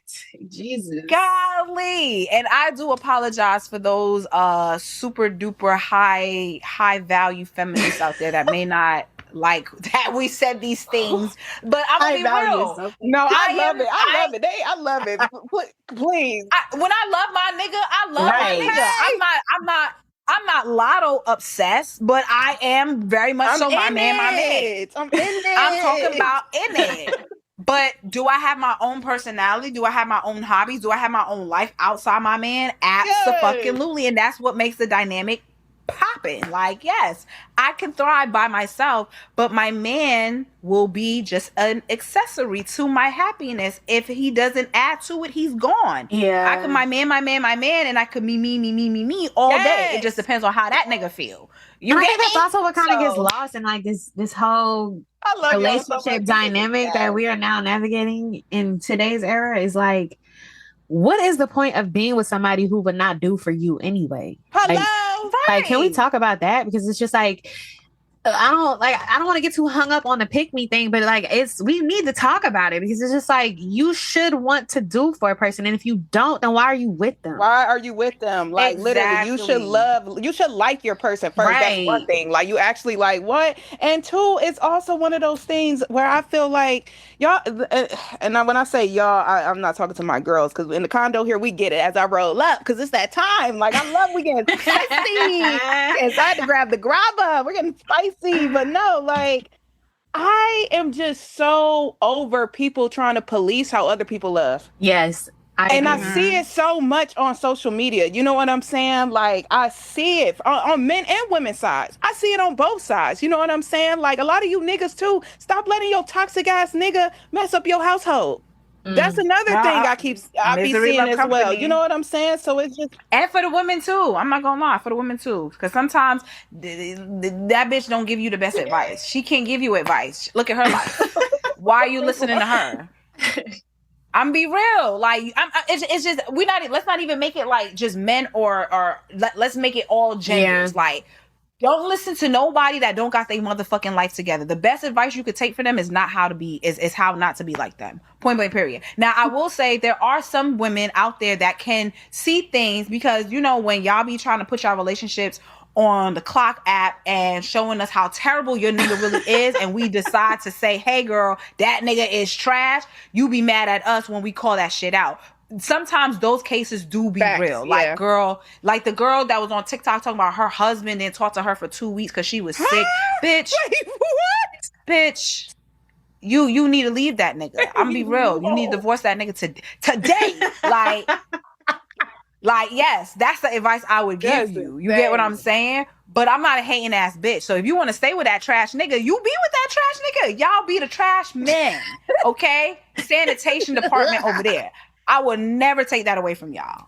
But other than that, I think we just need to let people live their lives. And if their lives is not something that is like truly, affecting us in a negative way, or even affecting them in a negative way. Yeah. Like, just be calm. Cool it, twin. Cool it, twin. Control No, it. for real. Cause that is something that I've noticed that has grown. And I'm be honest, I see it with social media, but I see that more so like, and I love us, but I see that with millennials and Gen X. I see it less with Gen Z. Them Gen Zers, them niggas be in love. Like, I'm not gonna lie. Like, I be like that stud love. That stud love. I be seeing that train love, that MTA love. I be seeing y'all on the trains. Like, y'all be like cahoots. Y'all do not play about each other. Like, the way Gen Z is so expressive when it comes to love. And I had a conversation about it with somebody. I gotta remember it, but we was basically emphasizing that we feel like millennials and Gen X, we're still kind of in this like survival mode where it comes to love, where we're kind of seeing the younger generation is kind of like, nah, like fuck this shit, like we together, we getting married today, girl, like, you know what I'm saying? Like, and it's not to say that marriage has to be the pinnacle of, like founding your person, whatever. I'm not saying that, but I think we have seen, even we see with Monaleo, like we're seeing this like resurgence of like young people just doing it. And it's okay to do it with your own rules. Like Milan says, no, as long as nobody's getting their ass beat or is abused on any type of level, emotional, physically, spiritually, all of that, mentally, whatever, like, I'm cool, do you. But I do want us as a community, and I'm talking to us as Black people and, other people, Latinos, everything, like, as everybody who is of a diaspora or something. Like, let's stop letting other people police how we love, because that is white supremacy too. Like, me being a lover is also a part of me just being a revolutionary, because I do feel like our Black love is always under attack. I feel that, but you know what? Who we will police when it comes to a relationship will be Ray J and Princess. Because I was thinking that. Oh my God, I was thinking that. Swish. No, we swish. Yeah, we will police that relationship, because Ray J, I know they say he is the top blood of California. He's also Brandy's brother. I don't understand. I don't get it. Only thing I couldn't understand and cause it to be is some form of mental health issues mixed in with some drugs. Because Ray J it don't make no sense. You nigga, you made one wish.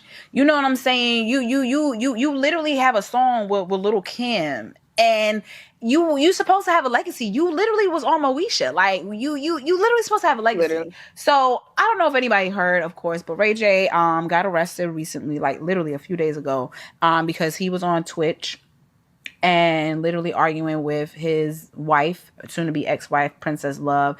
And apparently he allegedly he dropped a gun. Like, he literally pulled out and brandished a gun on stream or whatever. Princess was heard on the live trying to take her kids out of the house and saying that you pointed a gun at me and the child. You pointed a gun at me and the child. She kept saying that over and over again from the clip that I seen. And he got arrested for that, unfortunately. I mean, fortunately, he got arrested for that, because, I mean, that's just fucking crazy. But on a serious note, as I know we like to joke, we never joke about domestic violence, that's number one. But, you know what I'm saying? We joke in the sense of Ray J being a funny individual. I think that we tend to always make these individuals so passive in their abuse until something happens when it's too late. And I say that respectfully in the light of the Tory Lanez, with Megan Thee Stallion. Unfortunately, now this situation with Ray J.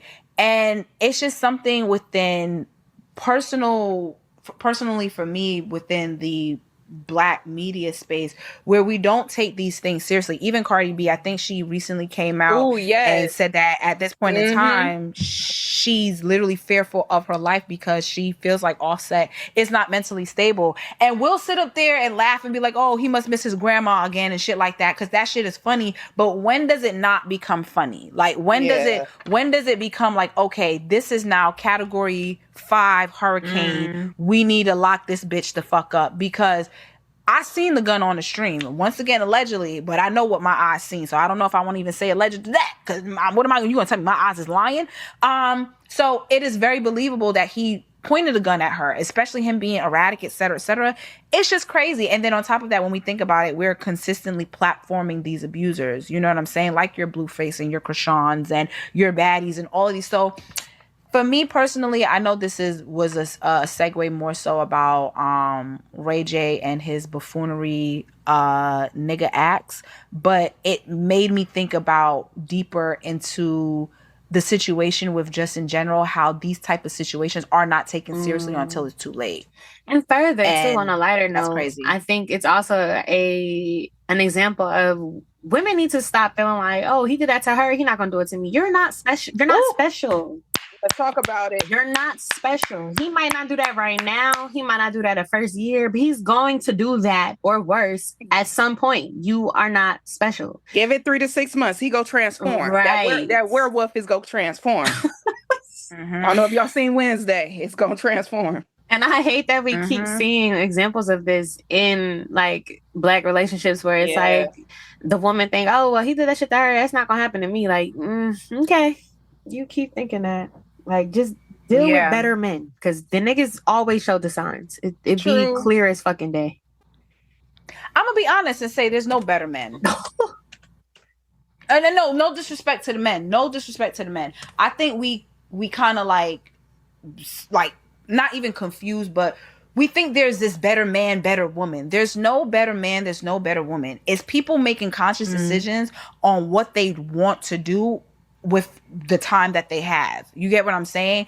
And it's like, we can't choose better. We can never choose better, because if a person wants to decide to be good for the first 5 to 10 years and then to that 11 fucking year they decide to be a monster, we then penalize ourselves for feeling like, damn, we should have done better, we should have chose better, you get what I'm saying? So it's like, there's really no way of seeing a person for who they are. That's the risk about love. That's the risk about building with people in general. It's like, you really just don't know one day who this person could really be. I'm just accepting you for what you're showing me. But what I will say on that is that more women need to take accountability for what they are accepting, because let's be honest, it's not the first time Ray J done disrespect you. I mean, if a nigga pushed me in the pool on national TV, I forgot he did that shit. I don't think you and I will really have a conversation after that. I really don't. And I think too many women are accustomed to feeling like, oh, I need to be the woman that proves that I could change him. You're never going to change him. In fact, the niggas only go towards the newer women so they can have newer identities. It's easier to gaslight. It's easier to manipulate you when you don't know who the fuck I am. It's a clean slate. You get what I'm saying? So, and I recall people even saying like, Tiara Marie definitely warned Princess about this. And I guess that's more so what I'm saying too. Like, I understand your point. Like, you can't know that a person is going to treat you a certain way if you don't know that person. This is a celebrity that we are talking about that has, like, on national television been a not shit ass nigga. So you know what you're dealing with. You're not special. So in that sense, it's like, choose better men. Like, you think back to the original point, like, y'all are not special. Like, you see what this person is, who this person is, the type of person they are, and you think you're gonna change them. Like, come on. Yeah. You're never going to change at all. You might as well just... These niggas don't really be changing, okay? To be honest. And if you find a unicorn or a golden retriever... But one thing that somebody said, too, that made me really smile from ear to ear, they said, you know, everyone talks about having, you know, a golden retriever kind of man. But just remember that a golden retriever is still a dog. Can we explain this golden retriever man thing, by the way? I keep seeing it. I don't get it.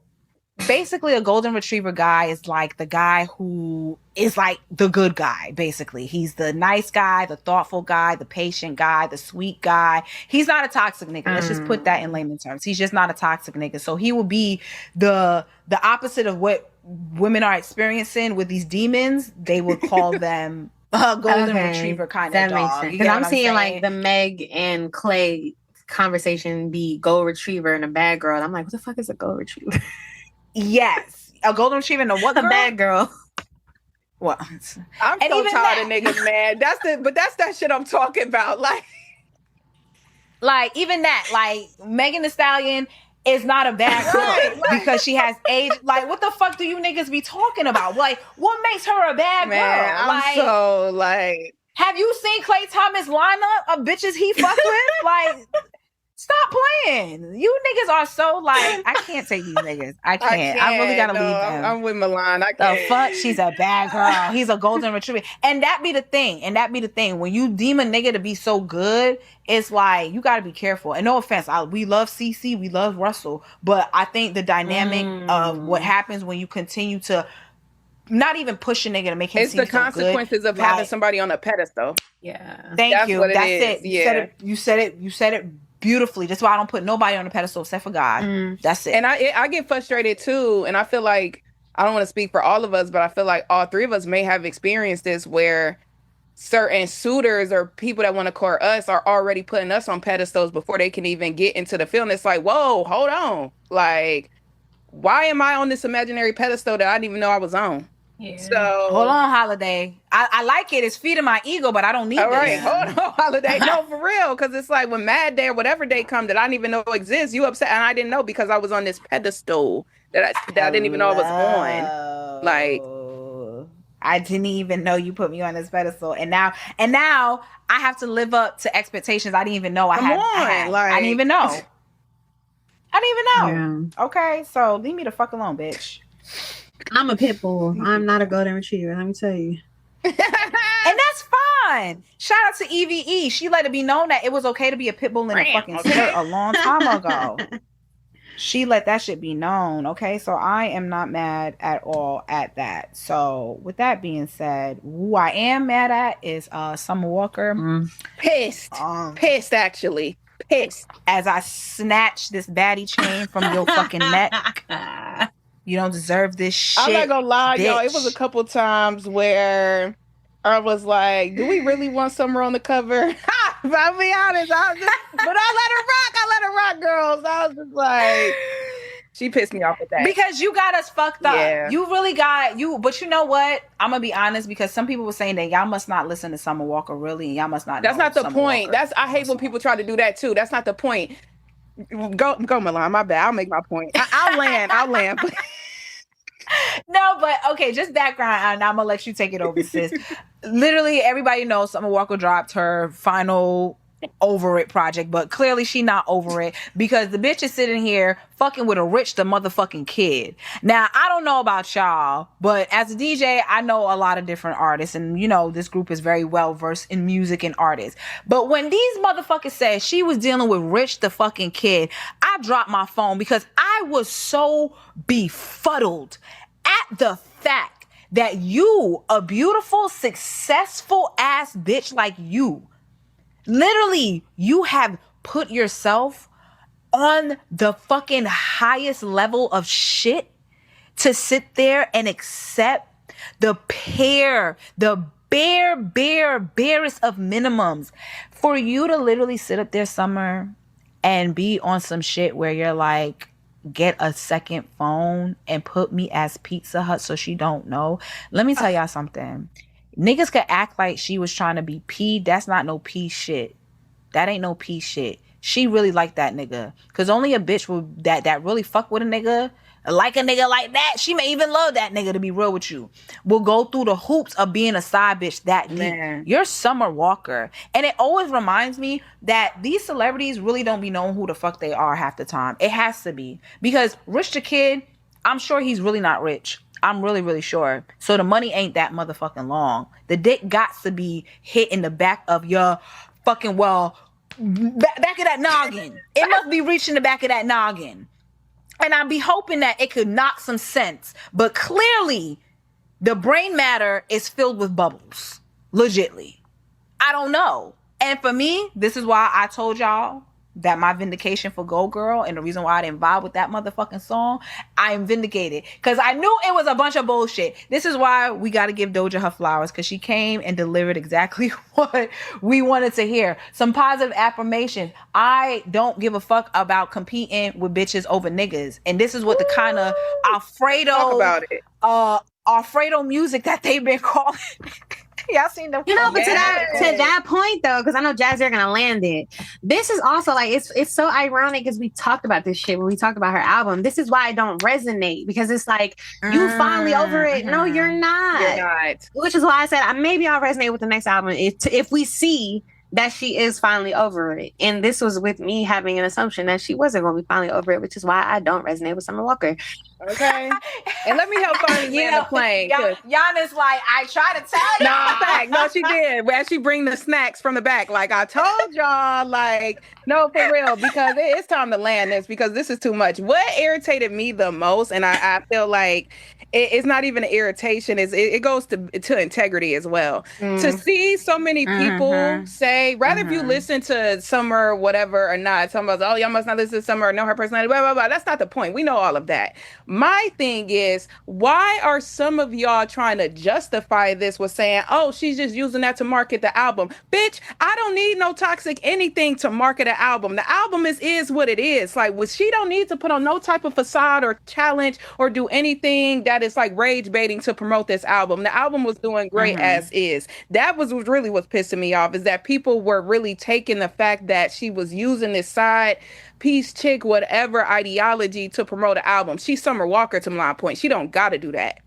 She's Summer fucking LVRN is gonna sell the album itself. You know what I'm saying? Like she's literally seen as the R&B princess for these R&B icons. That's why she got brought out on the Brandy and Monica tour. You know what I'm saying? Like we know how our community feels about Summer. So for Summer to be in a position, and again, I'm also not trying to make it seem like Summer is just the woman for, you know, like relationship advice, because that's not what I'm saying either. But it was very distasteful to see people try to justify it with, oh, she's just marketing her album. Fuck no. We don't need bullshit like that to market an album. Like, I'm tired of this low vibrational, like, marketing tactics and or, you know, excuses people use to promote bullshit. And again, Summer's a very talented woman. Like, we know that she's extremely talented. Let's be clear. She's hilarious. Let's be clear. She got personality. She don't need to be nobody's fucking side piece to sell. Also, how is that selling the album if that goes against the concept of the album? Come on. Thank you. Thank you. Like what actually happened was you portrayed yourself in one way on the album that's not actually the mental space that you're in, and you'd rather be a side bitch. That's what really happened, because you're not marketing. Because if you was marketing, the marketing would be you popping out with a good nigga. Correct? Or probably not popping out with that too. Yeah, popping out with your homegirl, something, but like popping out as a side bitch. Does like how is this marketing an album about finally being over these type of niggas? Like, I'm not following. How does this advance the kingdom of heaven? And that would have been powerful too. Like, imagine if we would have got one of the deluxe album covers with her and the girls at Joshua Tree jumping on the trampoline and shit, and they like finally over with some popcorn and shit. I would have received that. But you know what's crazy? Yeah. The vibe of it, even when we, you know, was listening to it, the vibe of it, to be honest with you, like, there were some moments where I could see that vision for you, Jazz. There were some moments that I could personally see that vision of finally being over it. And I just think, like, there is room for every type of song. There's room for every type of idea. There's room for it. But the overconsumption of one thing can damage something, if that makes sense. And I feel like we are over consuming stupid bitch music to a certain degree. And let me just say this. Bitch is gender neutral, because the niggas is making stupid bitch music too. Okay? I'm gonna be very clear again. Bitch is gender neutral around these parts. So we're listening to too much stupid bitch music where the niggas is saying the same fucking shit. Is redundant. You trying to like literally hypnotize us with your bullshit. The ladies is literally saying the same shit, trying to hypnotize us with your bullshit. Like, we need to bring back real, number one, song production, like real executive there's producing. a conversation down the timeline. We need to bring back vocal producers, because for me, I feel like a lot of these albums and projects that I've been listening to lately too, I'm like, the art of an actual vocal producer needs to be in place. Come on. You know what I'm saying? And real concepts. Real fucking concepts. And the reason why people resonated with Doja's verse versus everyone else's, and once again, like I said, these ladies are talented. I will never take anything away from Summer Walker's pen, her vocals, her as a performer. her as a person, I just don't know, baby girl. You not a bitch I would fuck with. I'm gonna be real. If we gonna be real, it's real. I would never fuck with a bitch like a Summer Walker. She was like a random bitch on the street, because you don't have no real self-esteem. And because you don't have no self-esteem, that means you're willing to do anything. And this is a result of you doing anything. So personally, even just in that, it's like, if you do have self-esteem issues, if that is the case, it's like, why not be more vulnerable about that than hiding it under this side bitch aesthetic? You get what I'm saying? I don't know. Maybe I'm going off on a tangent, but I just feel like the consistency of these type of songs that we continuously listen to is like, there needs to be substance. That's probably what I'm trying to reach for. It does. There needs to be substance. It needs to be something to look forward to. Like, that's just how and she had it. Like, I will say, I feel like people resonated.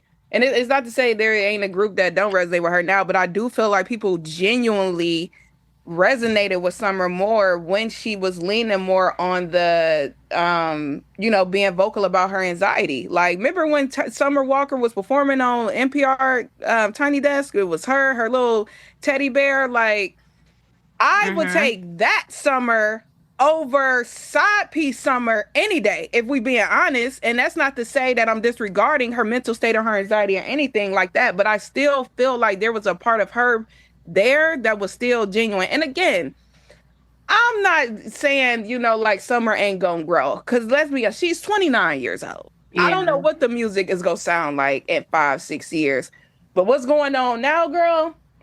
I be needing a break. It's not clocking, okay? It's not. It don't be clocking for me. It really don't. Like, when I listen to and that, the reason why it's not really clocking is because you're not really being a hoe. Okay. If we gonna call a spade a spade, and I don't know nothing about hoeism. I don't want to slime down them. I want to climb walls. I'm sorry, I'm not. But you're cosplaying hoe shit, and that's what a lot of these girls in this industry. No offense, but a lot of these girls in this industry, they cosplaying hoe shit. Y'all not really hoes like that. Like, and I'm not speaking as a hoe. You know what I'm saying? I fuss with the hoes. I know real hoes. Right. We do hood rat shit sometimes. Like, we do hood rat shit, yeah. Like, I'm a princess gangster, very much so. Like, don't ever get it twisted. But y'all not really doing hoe shit. That's not real hoe shit.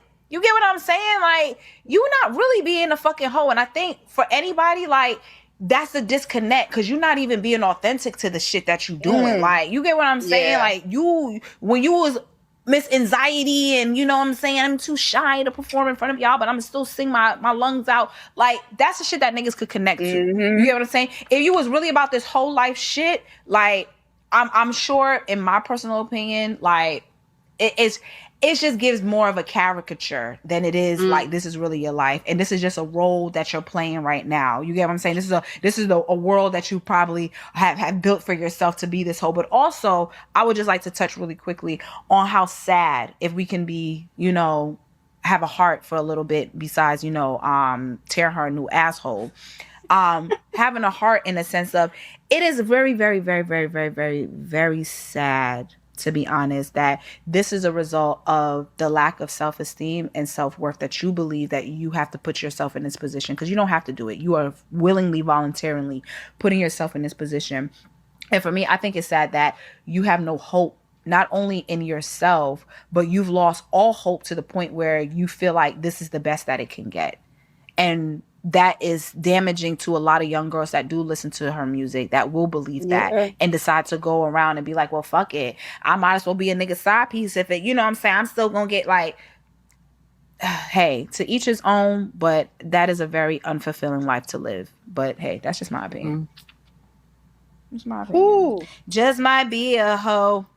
That's a good song, though. I ain't gonna hold you some. You and Janae on that. Now, if you want to talk about hoism, you could take a book out of Janae. It's so crazy you said Janae, because I remember my little Pisces. I remember at one point Janae was the face of bird music. I remember that. I remember that.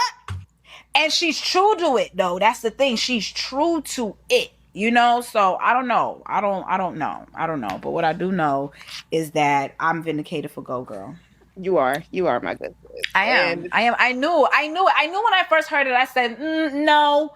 And then I waited, and I heard Doja, and I said, okay, Doja, you're the vibe that I'm looking for. Thank you. So what I will do is I will create a version where it's just Doja, on it and just the hook, and then call it a day. Yes, I will do that as a DJ. But anyways, y'all.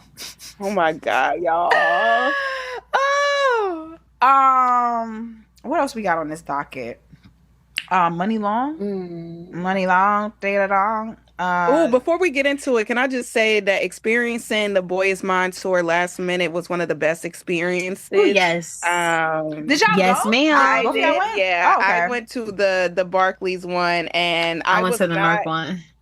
Girl, I can't wait to talk to you about that because one, for mine, let me just say this. You know you are at a New York concert when Fat Joe come out. Just saying. I'm just saying, sisters, and for those listening, I'm just saying, I have seen Fat Joe perform so many times in New York, then I didn't even ask for it, but hey, if you in New York, Fat Joe is gonna pop out. I thought Remy was gonna give us one too, but I just love how the guests are curated for like each, like city and experience. Like I wasn't expecting to see Tyrese either. Tyrese came out during the New York one, and shout out to my girl Danielle who got me tickets last minute because I didn't think I was gonna go. Like, okay, phone was on 13%. Didn't have portable charger, nothing, but I got there. Okay. I was there. And we are literally witnessing like giving flowers in real time. And that's what I appreciate. Cause I think from D'Angelo's passing, I think as a community, we not only felt that, but there was this conversation about giving flowers in real time. And I think that's what the Boy Is Mine tour is kind of reflecting right now. And I just love that. So yeah, shout out to them. Shout out to Kelly too. I feel like Kelly's performance is kind of underestimated. Like I know we're doing a lot in terms of showing love to Brandy and Monica, and I'm a Brandy girl. I love the girls, but Kelly's really doing her thing too. So shout out to Kelly getting love. Love that she truly deserved. You know what I'm saying? And what I do like about just, the support and the sisterhood is like Beyonce's literally side stage supporting her girl, popping out. You know what I'm saying? Michelle is doing good too, doing her thing. I believe she's Grammy nominated. She recently got her own Grammy nomination, doing the Broadway thing. I'm sure she's gonna get a Tony and all the great shit. You know what I'm saying? Like that's real sisterhood, real love. And then on top of that, legendary, because I personally wish I could see Brandy and Monica in concert myself, which is a 2026 goal of mine, to truly step outside the box and go to more shows and concerts. So sisters, I will be hitting your line. Yon, I know you be outside. Jazz, I know you be outside. I need a concert buddy, okay? Yay. But outside of that, like, I just love the fact that, like you said, these legends are receiving their flowers.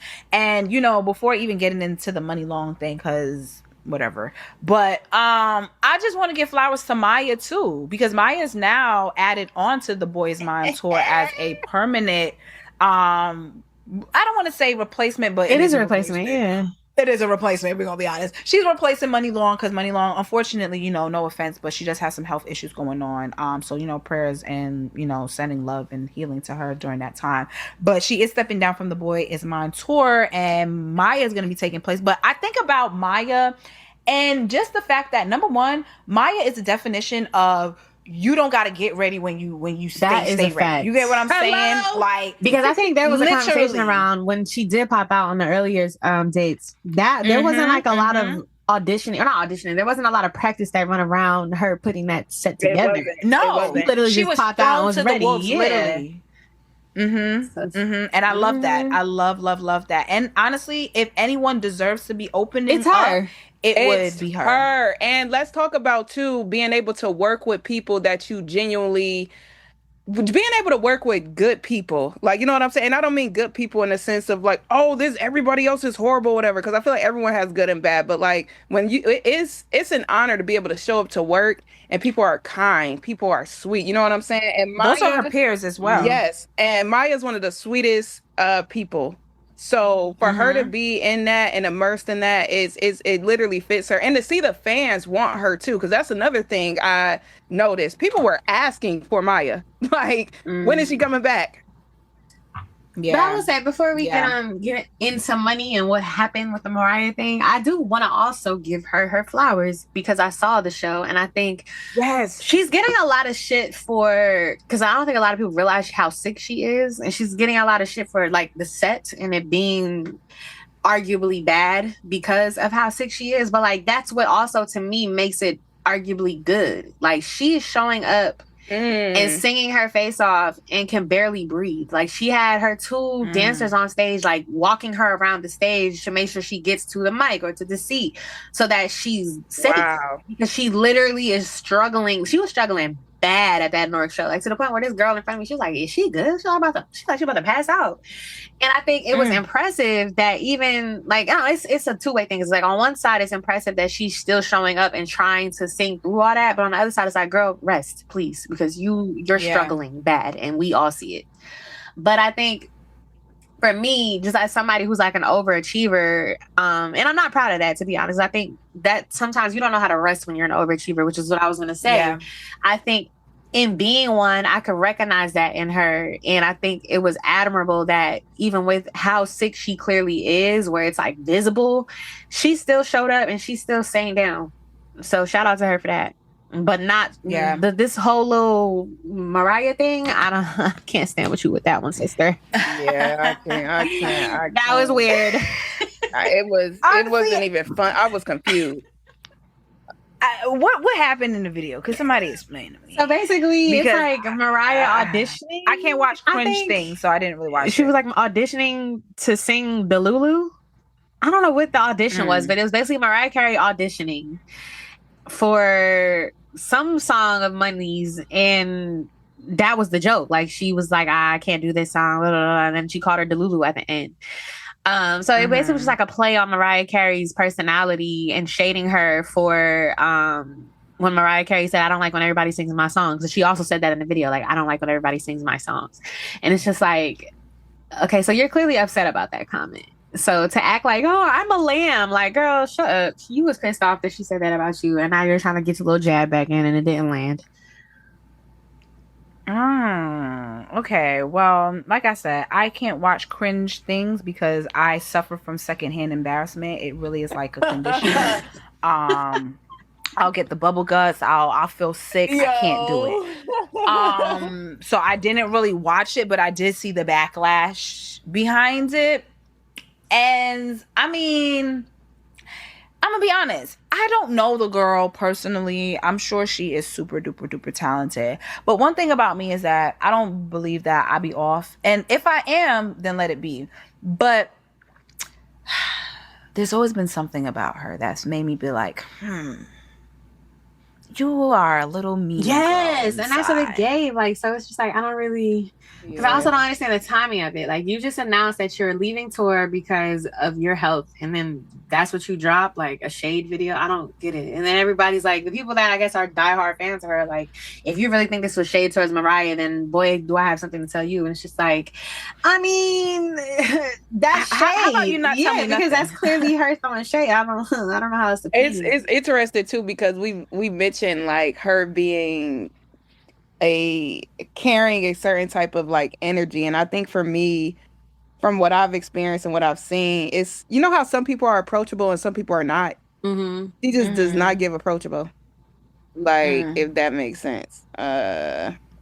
Which is fine. I want to be clear too. Like, that's perfectly fine, because sometimes I don't want nobody to come up to me, but naturally, because of what it is that I do, I just be like, "Hey, hi, how you doing?" You know what I'm saying? But I do understand, like, I don't want you to talk to me right now. I'm not in the mood to talk. So I want to put that too much against, especially for Black women. Like, I get it, you know, but there's just something about her aura to me. Once again, just saying, never met her. Never had a conversation with her to truly know it.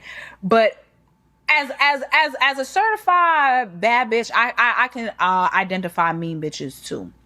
I know when I see a mean girl, and she may not be like a typical mean girl, like put people down. It's just in how she does things. You know what I'm saying? So she has that streak. I mean, I'm gonna be real. Mariah could be a mean girl too. I agree. She could be a mean girl. I ain't question that. That's her. We love scene. You.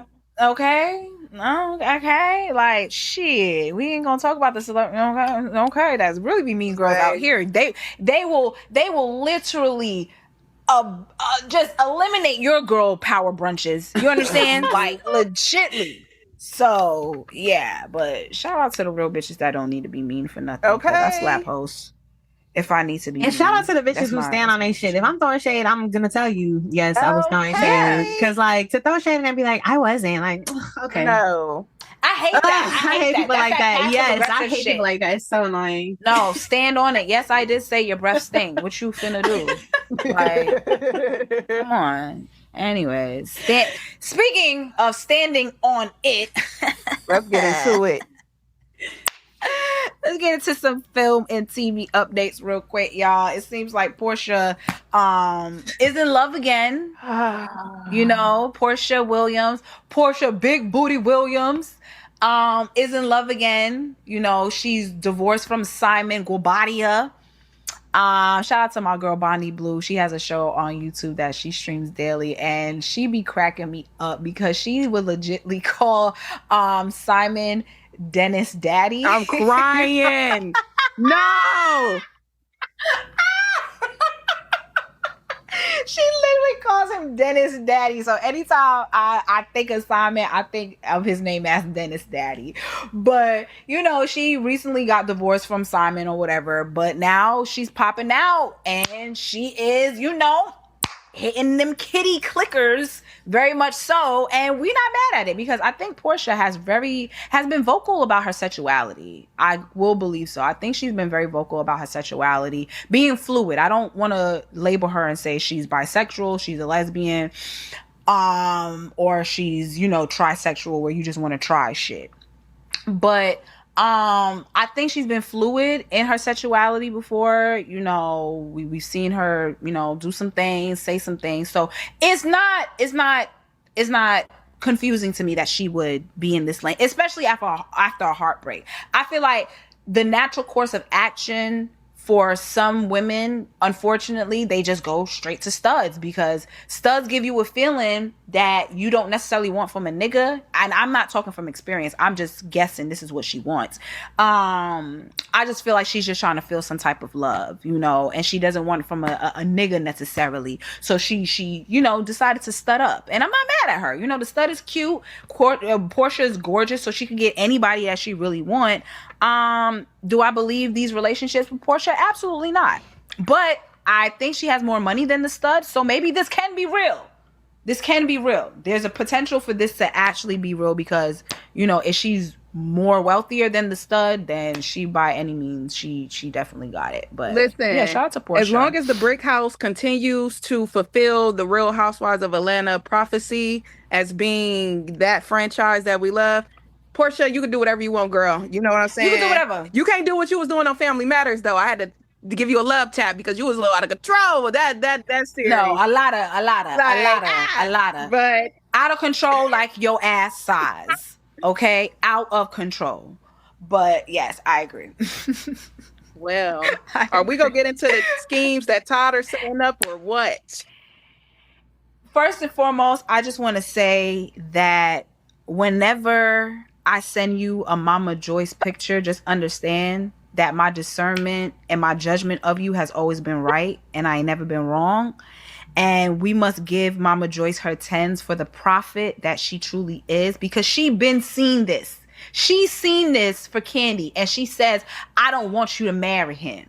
And if she had Aunt Bertha come through and say the same thing, I don't want you to marry him. And if she had the other aunt and said, well, Kandi, I just don't think you should marry him. And you know what? We thought that they was just being some old hating ass old lady gang bitches. But it comes to well, let me not call them bitches because Kandi, we love you and we know you will fight for your mama. So let me not disrespect Mama Joyce. The old lady gang. We know that the old lady gang, very much so. You know what I'm saying? We thought they was just being some old haters. Because let's be honest, Mama Joyce was very protective over Kandi and Kandi's money. Which I could understand. You know, that's my daughter. I birthed her. She's a millionaire from all the work that I have put into her. Not my words. That's exactly what Mama Joyce has said. So for me personally, I understand the protection of your child and her assets, which is ultimately your assets. And I will never forget the scene where Mama Joyce sat up there and told Kandi that she didn't want Todd to go and marry some white leave her and just leave her on the corner. And as the clips have been resurfacing now that the announcement that they are officially getting a divorce, which I believe Kandi is the one that filed, so that tells me everything I need to know. That tells me I don't need to know no details. She the one who went out there and filed first. That tells me everything I need to know about the situation. But she literally stood on business. You want to talk about standing on business? Kandi stood on business 10 toes down, because I will never forget the episode where she refused to get married until that prenup was signed. And somebody pointed out in a video that they said that Todd did this purposely. He did some form of, it's a form of abuse, but it is like a form of like pressuring you. So it's like, oh, I'm going to wait to the last minute to do something to basically make you, to force your hand, basically, because he thought that Kandi was gonna be desperate and be like, well, fuck it, we just gonna get married, we do it later. Like, Kandi was like, I'm not walking down that aisle unless you sign this prenup. And because Todd seen that she was not with the bullshit that he was setting up, he had to come up with another scheme. So he decided to marry her in full, go through the whole prenup, but the long game. And let me just tell y'all something, ladies. Let me tell you something right now. Niggas will play the long game for a very long fucking time. Now, I don't say nothing when it comes to the women, because I feel like the way how the world has been set up, we have to play the long game. You know what I'm saying? It's in our DNA to have to play the long game. So if I got to marry you till you croak to get my ends, then guess what? You frame the world this way, so this is how I have to benefit. But Todd played the long motherfucking game, being married to Kandi for 11 plus years, coming through, establishing ideas and businesses, because, you know, a nigga never come with anything to the table, but they'll come with an idea, and they'll literally want to be they want to be taken care of from that idea. And I just say all of this to say, just beware, ladies, because you do have niggas that do play the long game. Now, do I say that Kandi and Todd never was in love? I really don't know. I feel like Kandi wanted to be in love, which is usually the unfortunate series of events with women. We want to be the ones that's in love, and the men just benefit from us wanting to be in love, which hence Todd has lived a great fucking fabulous life since he's been married to Kandi Burruss. You know what I'm saying? But Kandi never really needed Todd, if we're going to be real. The blessings that came from that is her 2 beautiful children and her stepchild that she absolutely saved. I do believe in a spiritual way that Kandi was meant to be in Todd's life to help save that girl, because Todd wasn't even showing up for his daughter. He was not even trying to take care of his daughter. And Kandi had to be the one to force him to show up and be a present father in her life. So I think the good thing about Kandi and Todd is that she was able to establish some, you know, businesses and have some more kids and take care of a kid that he wasn't taking care of. But Mama Joyce ain't lie when she said Todd's short and he got a big head, Kandi's short and she got a big head. You can't put 2 short people with big heads together. She ain't never lied when she said that. And that is my point on that. I love it, because it is the perfect segue to I want to say, if Atlanta ran and, you know, did what they had to do, it's why Potomac is sprinting right now. Okay. Mm-hmm. I can honestly say, and for those watching, I've seen this consensus of across the reality TV ecosystem. Real Housewives of Potomac is in their best season yet. Do you remember when you were watching Real Housewives of Atlanta and Kenya and Portia joined the group? And it changed the trajectory of the Real Housewives of Atlanta for the rest of time.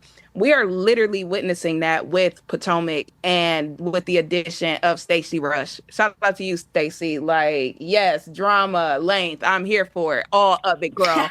Like, because Potomac needed this facelift. I'll be honest. It took a minute for me to get into Potomac. It really did, because Potomac, in my opinion, they were declining. I said I heard they were declining, to be honest. And Potomac, compared to Atlanta, for me, they were giving, like, Atlanta has always given us fun shade. You know what I'm saying? It's fun shade. It's sisterhood. You're going to see it. Whereas Potomac felt a little mean. It felt a little darker, if that makes sense, in terms of the shade and just it was like they were always fighting. And I Green Eye Bandit. Yeah, I think people forget, like, the origins of Housewives. And shout out to my mama, because my mama is literally the reason why I watch Housewives. Like, to this day, I'll never forget walking in her room and seeing Eric Snow, because at the time, being in Cleveland, we watched Atlanta because there was a Cleveland housewife on there. And then Sheree was also from Cleveland. So it was like, oh, shit, we can watch this. But one of the things about Housewives that we loved is we love seeing the lifestyle, the house, the cars, Yes. them taking care of their kids. And over time, you know, when you think about Jersey, Salt Lake City, Orange County, things got just about drama mess. And it's like, no, let's get back to the core. And I think Andy and the Bravo producers are getting back to the core of what Housewives is. And it's why this shit is so fucking good. Like Potomac is at their season 5, 6 Atlanta mark. If you catching what I'm saying, if I'm freaking out, you know what I'm saying? I'm freaking out. Housewives turns, you gotta vote. But like they are finally there and it's beautiful to see. And even seeing them at BravoCon, to hear Giselle, Monique, and all of them say, we wouldn't be here if it wasn't for Nene in Atlanta. Like, and I think people forget too that Atlanta was the anchor for all of the franchises. It was Nene that was like, yo, Andy, I want to have a sit down. And that's how they got the reunions. And now you see every reality TV show with some type of reunion, etc. So yeah, Potomac, they in a bag right now. And I think it's because of so much work that you know, Atlanta has put in. I gotta tap into Salt Lake City too, because I hope those girls get down. I heard it's a little wild over there. I gotta get in a snowstorm and see what's popping, but literally a snowstorm. But yeah, speaking of snowstorm, we also gotta get into Shador too, because my boy about to play. He's about to play the 49ers. He's about to play them. For the sports segment. Go team, go. Okay. Yeah, because you know, we ladies, we tapped in with everything over here. So that being said, we got our sports analyst, Jazz, about to let us know what's going on in Cleveland with Shador Sanders. Take it away, Jazz.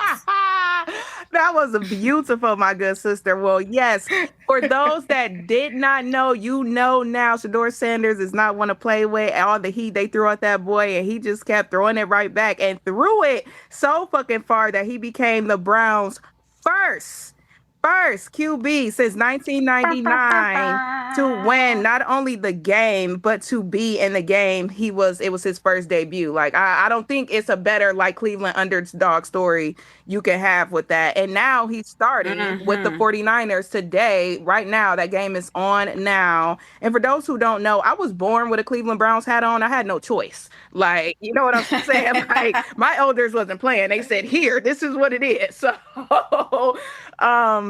shout out to everybody that's tapping into Cleveland right now. But yeah, what we don't like are the racist white men and women that keep trying to put Shador Sanders in this box. And not only just Shador, we've seen this with Angel Reese. We've seen this with Bronny James. We're seeing this resurgence of these young athletes with a level of confidence. And I'll say audacity, because I say that all the time. Gen Z has audacity that I feel like as millennials, like it was there, but like they shouted to the moon. Like, and it's inspiring to me to see how audacious and just bold they are, and just to see how resilient Shador has been against, you know, whether it fits his punk ass coach, who shall not be named, unless Milan want to go there, because I'm all for a girl giving him some heat. But who Kevin Stanky or Stefanski, however we supposed to. Stanky. I like that. Kevin Stanky, pussy ass, hoe ass, po ass nigga. But and again, I think people forget too, like it wasn't just his coach, it was GMs this boy was up against. Like, you know what I'm saying? I haven't heard the full backstory, of course, but when it comes to Black excellence, I will follow along. And of course, you know, those of you that do know, if you do know, we've been following this family for a long time. I mean, Deion Sanders had a reality show with Pilar that I personally, growing up, I was watching, and we done seen the little babies grow from babies to where they are now. And one thing that Deion has always done, and Pilar, honestly, has instilled in their children true, authentic confidence. And we all know that white America cannot stand for somebody to be so audacious in their confidence, especially as a Black person. You are supposed to be, like we said earlier, children are supposed to be seen and not heard. And that's how they operate with Black people. We are supposed to be seen and not heard. We can't celebrate. We can't think that we all that. We can't do nothing because the fragile egos of white America, unfortunately, doesn't afford us that option. So when we seen all of this happening and him literally being like last to be recruited and drafted and all these crazy things that was happening. Of course, I don't follow this game, but you know exactly what it is. And it's sad that that's the reality, considering that Deion Sanders is himself very legendary within the game.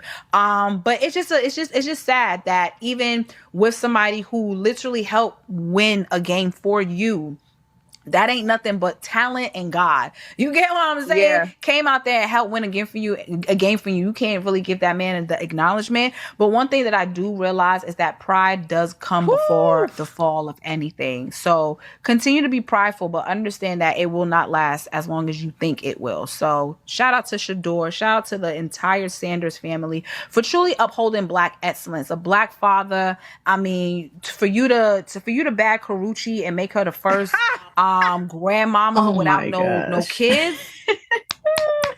Gotta give a nigga 10s. And he ain't got no toes. And Like, he ain't got no toes. That's legendary shit. He lived a very, very long life. I'm not gonna lie. So shout out to him. You know what I'm saying? Shout out to his kids being, legacy makers. Because one thing I will say, and this is the reason why personally, I used to be like, oh, I want kids for legacy. I don't want kids for legacy because I feel like children should develop their own legacy. They have their own agency. They have their own lives. They are their own people. They have to develop their own legacy. But it is beautiful when your children want to develop their own legacy in the footsteps of your blueprint. And that's what we can all hope if we do decide to be, parents one day. But outside of that, congratulations to Shador Sanders for showing them Black magic as always and excellence as always. You pussy literally, asshole. and doing it in Cleveland too, because throwing him to Cleveland Browns was also supposed to be a slight because we're such an underdog type city. Our team is so underdog, and for him to win in Cleveland with the Cleveland Browns, that's another slap in their face that they hate too, because it was like they tried to kind of throw him against the walls, like, here, we gonna throw you here, and he showed like, nigga, I can make lemonade with lemons in Cleveland. Don't play with me. Don't play. Facts. Don't ever play. Don't play with it. Don't play with it. Don't play with it, bitch. But I think that's all that we got, y'all. I mean, shit. Very, very full episode for y'all. But I think real quick. No, because I'm looking at the time. I'm like, damn, we was chatting. No, we gave y'all a good condo. A good condo winter recess episode, if you will. But before we get into, my favorite segment real quick, I just want to touch on what are some of, or if you could just, summarize it to one moment for time's sake, what would be you ladies' favorite moment this year from the podcast that you absolutely love? Ooh, that's a good question.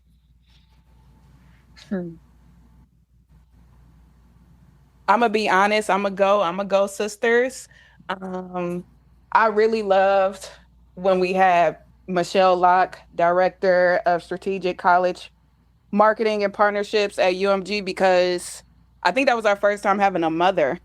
And to hear her perspective on life and entertainment while being a nurturer, not only to so many students, but also pouring into a child and a stepchild as well. Like I said, after experiencing the babies the past 3 days, that was enough for me. So it's like, you do that every day? And you go to work and you have, there are superheroes out there, and some of those superheroes come in the form of Black women.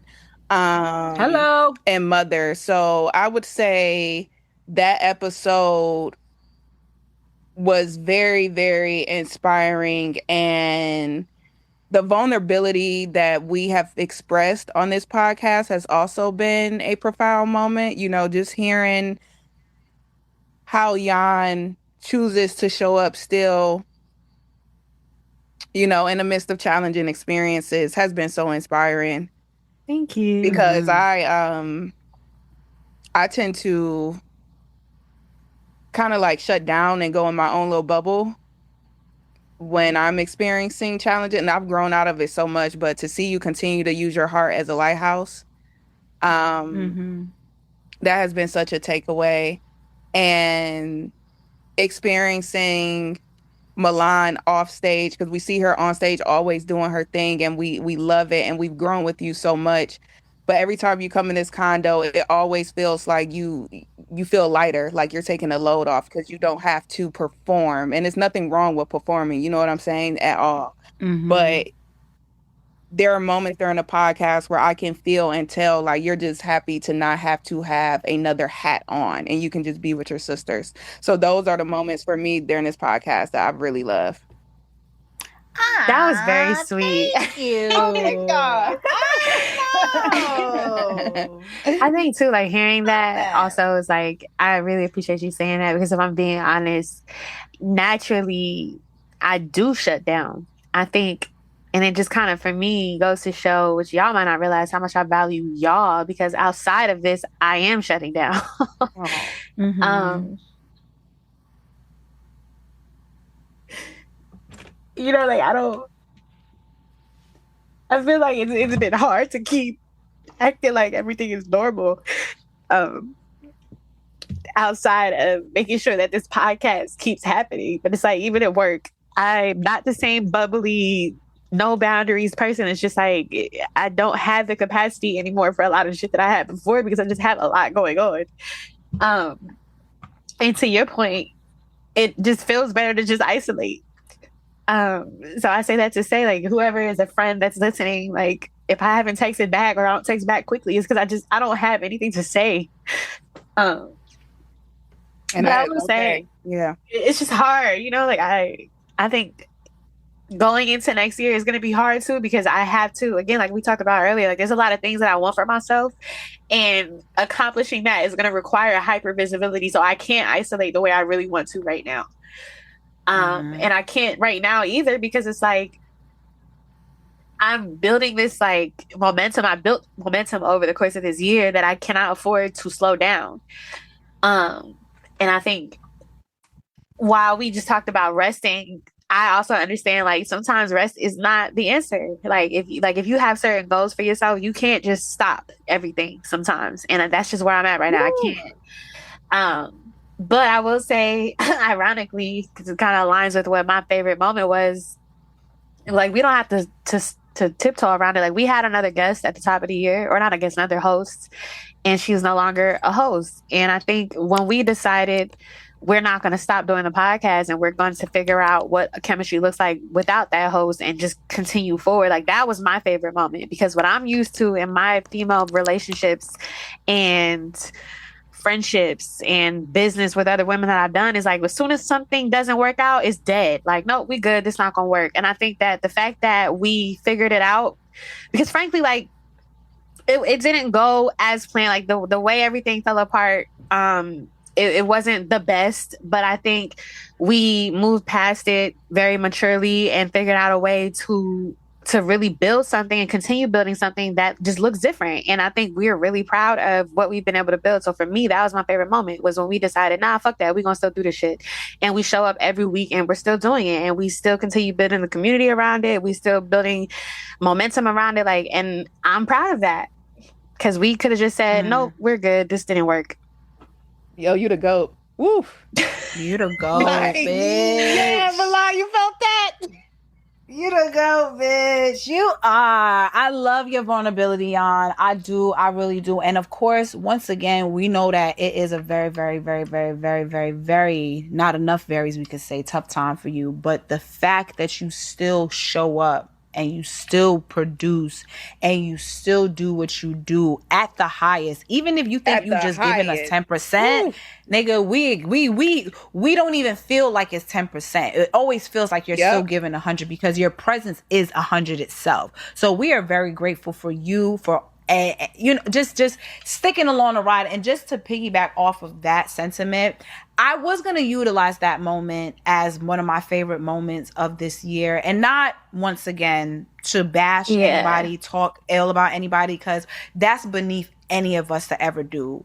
Super grateful for what experience has come about from that situation, but I'm also even more happy that it happened the way that it did, because it solidified more of the friendship between us, and as well helped us to continue to put out something that truly and honestly is bigger than us. And I've always say that regardless of if we have one listener, 100, 1,000, 100,000, a million, is special and is super important to our growth. And we are definitely super like happy and proud of our community. So for us to continue to go, I mean, we all went through things. We all still are going through things, and we're still showing up because we understand that this is an outlet for us the same way it is also an outlet for our, you know, our viewers and our listeners that help support us. And once again, you know, this is not a bashing session, but I do believe that certain things have to be burnt up to be rebuilt again. And if certain things had to happen in that way for this moment to happen where we're on episode 24, you know what I'm saying? We made it, nigga, we made it type shit. First season of this podcast. I'm just super grateful for how far we've all come. And of course, you know, we wish the best to everyone that was a part of the first, you know, the first birthing of it, you know, but we cut those umbilical cords and, you know, we moved on with life, and we wish the best for everybody. But I will say, that's one of my favorite moments, to be honest. Just the resilience and us just showing up. And of course, being on Spaces, us literally having our live our live condo when we invite y'all niggas into our condo. Y'all be bringing all types of shit, and we allow it until we got to kick your ass out. But I appreciate the community. I think one of the biggest and most favorite parts of this entire podcast is the community that we are actually building and growing from the people that listen every Tuesday faithfully. We thank you to the new listeners that's just getting in tune with us, whether it's individually or collectively. We thank you. Those that are taking our opinions as something to be regarded, something that you should be tuned into. You should listen to the opinions of these beautiful Black ladies that have something to say. You know what I'm saying? Like the South got something to say. We got something to say too.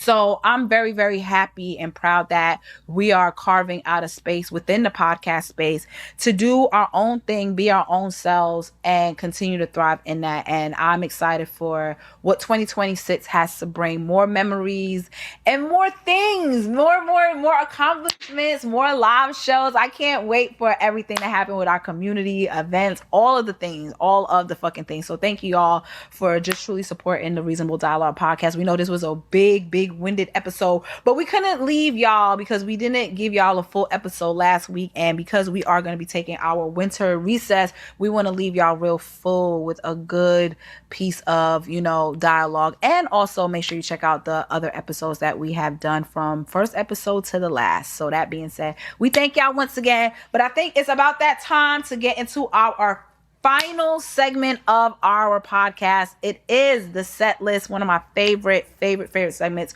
where we give you everything that we've been listening to, we've been watching, we've been educated on, you know, anything of the week that we've just been really tuned into. We put it on our set list, and we also have put it into a playlist for those of you who love the music opinions of us and our taste. We also have a set list playlist for you guys that you could tune into, and you could see these new recommendations on this update for this set list. Okay, but you guys know I never go first, so I can do it. Who is gonna be? All right, go ahead. I can do it. I'm gonna go quick too. I'm gonna try to wrap us up. Okay, first on my final set list of the year. I cannot believe it. Okay. It's definitely going to be, you know, my boy Shedeur Sanders being the first Browns QB to win his first NFL start, and the Cleveland Browns in general. I'm going to have them on my set list first. Second, I'm going to put a love letter to sisterhood from the Brownies. Shout out to Ayana and Brianna, because if you guys have never heard me say this to y'all before, y'all were definitely like mentors in my head when I was an intern at Rock Nation. Like, I saw Brianna and Ayana as the GOATs, and I loved everything they did with the Brownies agency. And they recently released this beautiful love letter to sisterhood, and also just reminding their community that they have so many upcoming things going on, and they repurposed the brownie chain. So I just want to shout out to them. Our girl Tim's Love is a Kingdom. It was a surprise project, but it was a much needed project because I love it. I really do. It's some gems on there. I love the song Mine. I love Big Daddy. And I just love that Tim's visually, like her visuals are always like 10 out of 10 for me. So I love that too. Also, shout out to, I don't know if I don't know, Milan, Yon, I might need help here. Is it Sleazy Entertainment? Sleaze Giving. They released a project. I think their collective is Cash Cobain, is Vontae the singer. Yes, Sleazy. Sleazy. Okay, Gang. I'm pronouncing my bad. Slizzy Gang. I'm sorry, Slizzy Gang. Okay, I ain't want to pronounce the young boys wrong, but yes, it's some cute little bops on here. So, and I thought that was cute. What's it called? Sleaze Giving. It's a Sleaze Giving, Sleazy Pop Presents, and they released a project on Thanksgiving, and it's a collective. It just seems to be a collective of music. Low Shimmy is on it. You know, we love that record with him, the 3 a.m.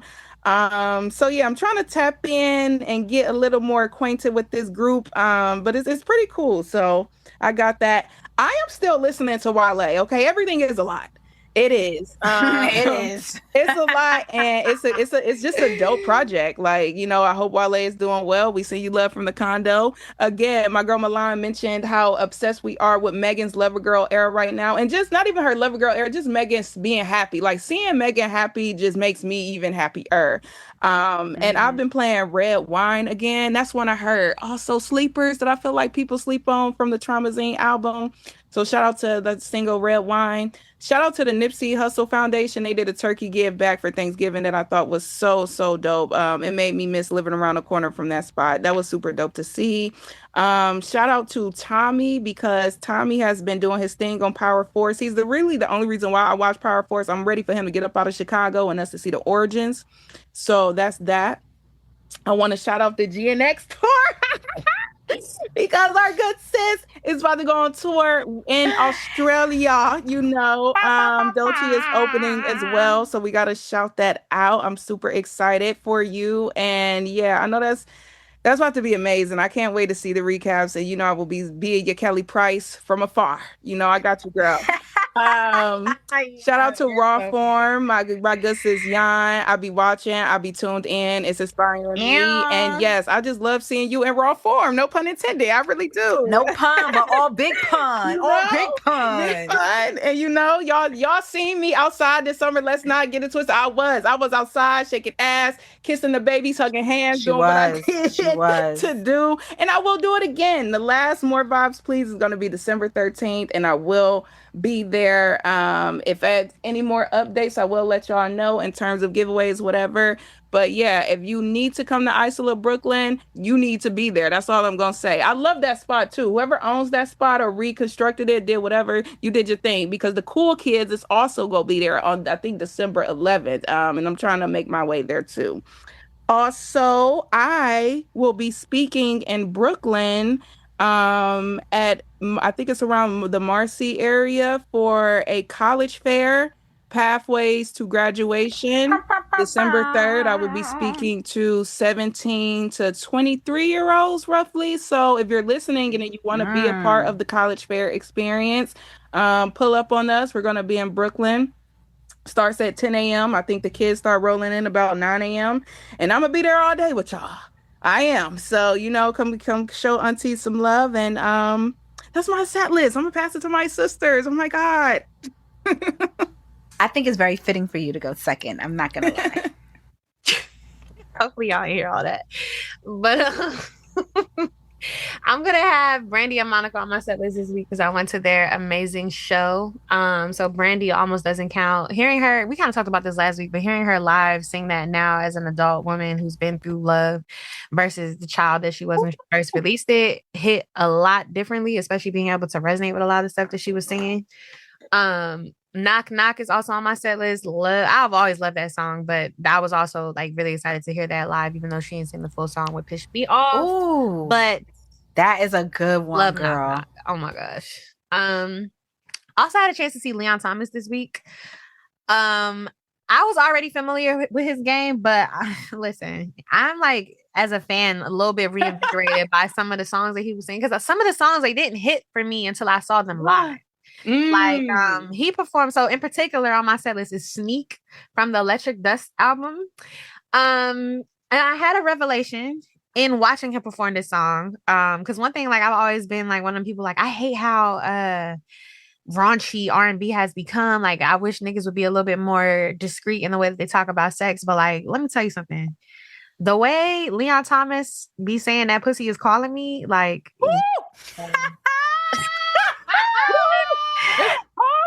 how to change hearts. Hello. Yeah, like, yeah, more of that. But like, I think the problem is the niggas don't be sounding right. Like, it don't be sounding like it rolls off the tongue. It sounds like y'all are forcing it. And it doesn't sound because like they heart not really in yeah, it. but like, girl, I was listening to him sing that. I'm like, damn, okay, keep saying it. Continue. So Leon Thomas, Sneak, and Electric Dust is on the set list for this week. Ombre released finally She, which has been, I feel like I keep seeing it on TikTok. I keep hearing the sound clip, but the song is finally out. Really good song. Janae Aiko, who ironically we were talking about, but she released a new single 2 weeks ago called Break. And Yes, I saw I'm that. so happy that she's finally back, because like, I'm not gonna hold you no shade, girl, but all of them vibes and bowls and shit, I was not jacking. Like, give us something we can sing, please. Jesus. So we got a song finally. EJ Ross and Jay Versace put out a single together called Can't Find Her that I really, really enjoyed. Made them the cover of Love R&B. them. Shout out to them. Joseph Solomon is finally back with a new single called Meet the Sun, and he is now starting an album rollout. Shout out to him. He's amazing. He kind of reminds me of John Legend if you're not familiar, but check his music out. Also, NLE Choppa released a video for Hello Revenge that has been topic of conversation. If I'm being honest, like, I don't necessarily care for the song per se. I do like a lot of his songs, but not that one. But the video is fucking fire. I don't give a fuck what y'all talking about.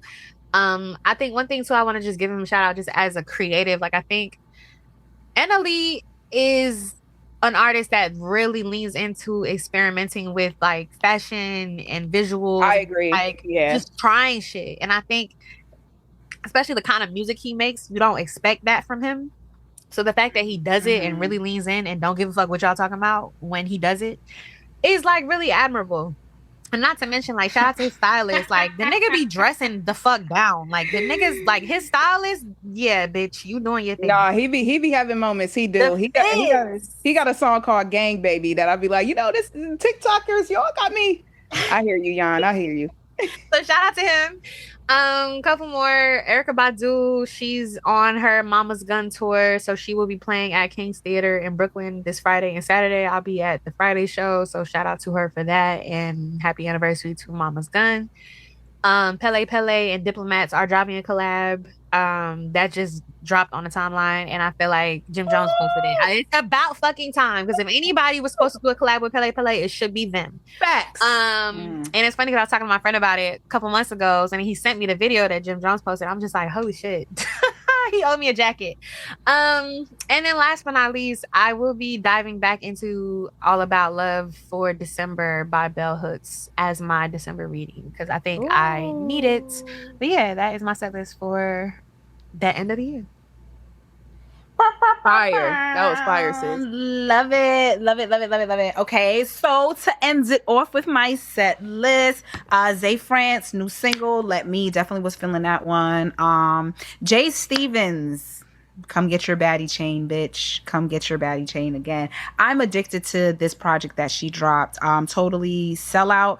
I think she's super talented. I don't know if I mentioned her already on a pod or whatever, but I literally listen to her album on my TikTok live that I do while I'm trying to, weekly do some like, music, TikTok lives and listening to like new projects and stuff like that with the community that I'm building over there. And to be completely honest with you, we listened to this project from top to bottom, which we do, and there was not a skip for us. We were all in awe and love. It is such a good bop. The dance music that y'all niggas been complaining that you want, the vibes, that kind of, she put it all. Okay, she put her puss up in this. And not to mention songwriter, producer, she did a lot of work on her own project, which was super impressive to me. Not to mention vocally, I think she has a very, very nice voice.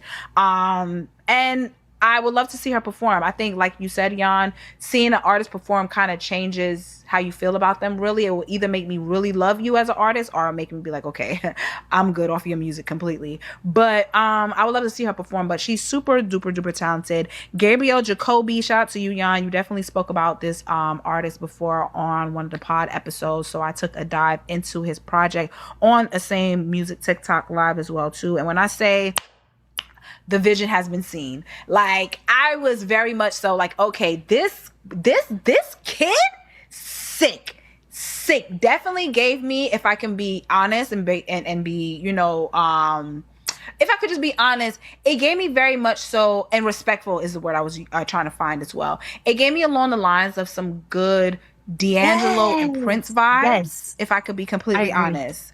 And I love that. I love that. I love that. There's a few songs on there that I personally would put into rotation. There was one specific song, I got to get the name of it, but when I say it transferred, I think it's like song number 2 or 3 or something like that. It literally like transitioned from one song to the next song, and I was like, wow, this is the type of artistry that I love and the details that I love when artists really put into the music. And that song that played after, it gave me very reminiscent of Justin Timberlake. You get what I'm saying? So I was like, ooh, right. So I was like, yo, definitely love that, Jan. Thank you for doing your job and putting me and the world on, okay? Masego, I Win. We all love us some Masego. Okay, so he has a single, I Win, that I love as well, too. Boy Soda and Ombre. That's how you say her name, right? Ambre or Ombre? Ombre. Okay, Ombre.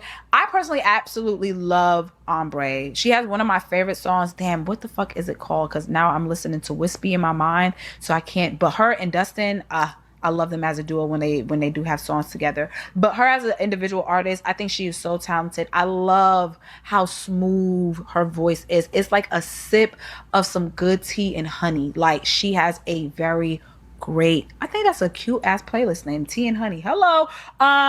She has a very great smooth voice. Definitely love it. But a song with Boy Soda featuring her Little Obsession, definitely love it. Artist by the name of Reggie. He has a song come out, a song called Sometimes that I'm really vibing with. Not Reggie Beacon or Beacon, however you say his name, but there's another artist named Reggie, because we do love us some Reggie Beacon or Beacon, however you say his name. Gerald Wicks. How you say it? Beckton. Beckton, yes, Reggie Beckton. Okay, I'm sorry. I love him. He's such a dope artist. We fucking up y'all names, so forgive me. But Gerald Wicks, another reference that was thrown into the chat on the TikTok Music Live for us to listen to his song. Definitely a smooth vibe. Definitely check out Gerald Wicks and his music. Isaiah Kale was listening to this project that this artist dropped.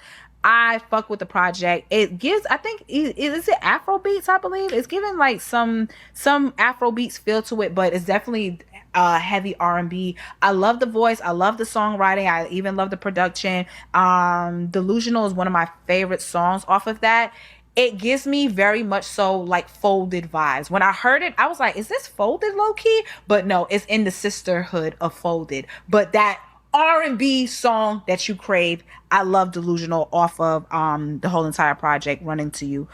Well, the song called Delusional, Running to You, but that's off of the project. Odile, come get your baddie chain, nigga. Come get your baddie chain. Not only are you a baddie, but you make some great fucking music. I mean, hello. Like, he is just phenomenal, ladies and gentlemen. And I will say, in person, even better looking. Yes, I would climb that tree. Anyways, moving along, definitely dropped a project, The Fall That Saved Us. I love when artists do this whole, like, you know, trilogy type shit, because he had The Summer That Saved Us, and now we have The Fall That Saved Us. I wonder if he's going to come out with a winter version. Now, you got to complete it and give us The Winter That Saved Us, okay? But right now, he has a project called The Fall That Saved Us. Listen to the whole thing. I don't think this kid has missed since he's been putting out music, and I do appreciate the growth in him. I'll be honest, I've seen some people talking about, oh, I guess we don't need Brent Faiyaz anymore. Let's calm down. Let's calm down a little bit, okay? I get it, but I don't, all right? But in the looks department, I ain't gonna lie, Odile is beating you off the bricks, nigga. But yes, Odile, love him. So Rihanna's, and I say her because she has worked with other artists, but more famously known for working with Rihanna. Her choreographer and creative director, Paris Global, I believe is her name, how you say her last name. But she, if you know her choreography, she does a lot of great work with artists in the industry. The GOAT, yes, one of the GOATs for sure. She actually is doing music now. Now, of course, question mark will make you be like, what the fuck, bitch? What we got going on? Because, you know, everybody want to do music, which is not a problem. But sometimes it's like, okay, relax. But I think it's perfect. Why? Because she is the creative director. She's the choreography. She knows the angles. She literally can do everything herself.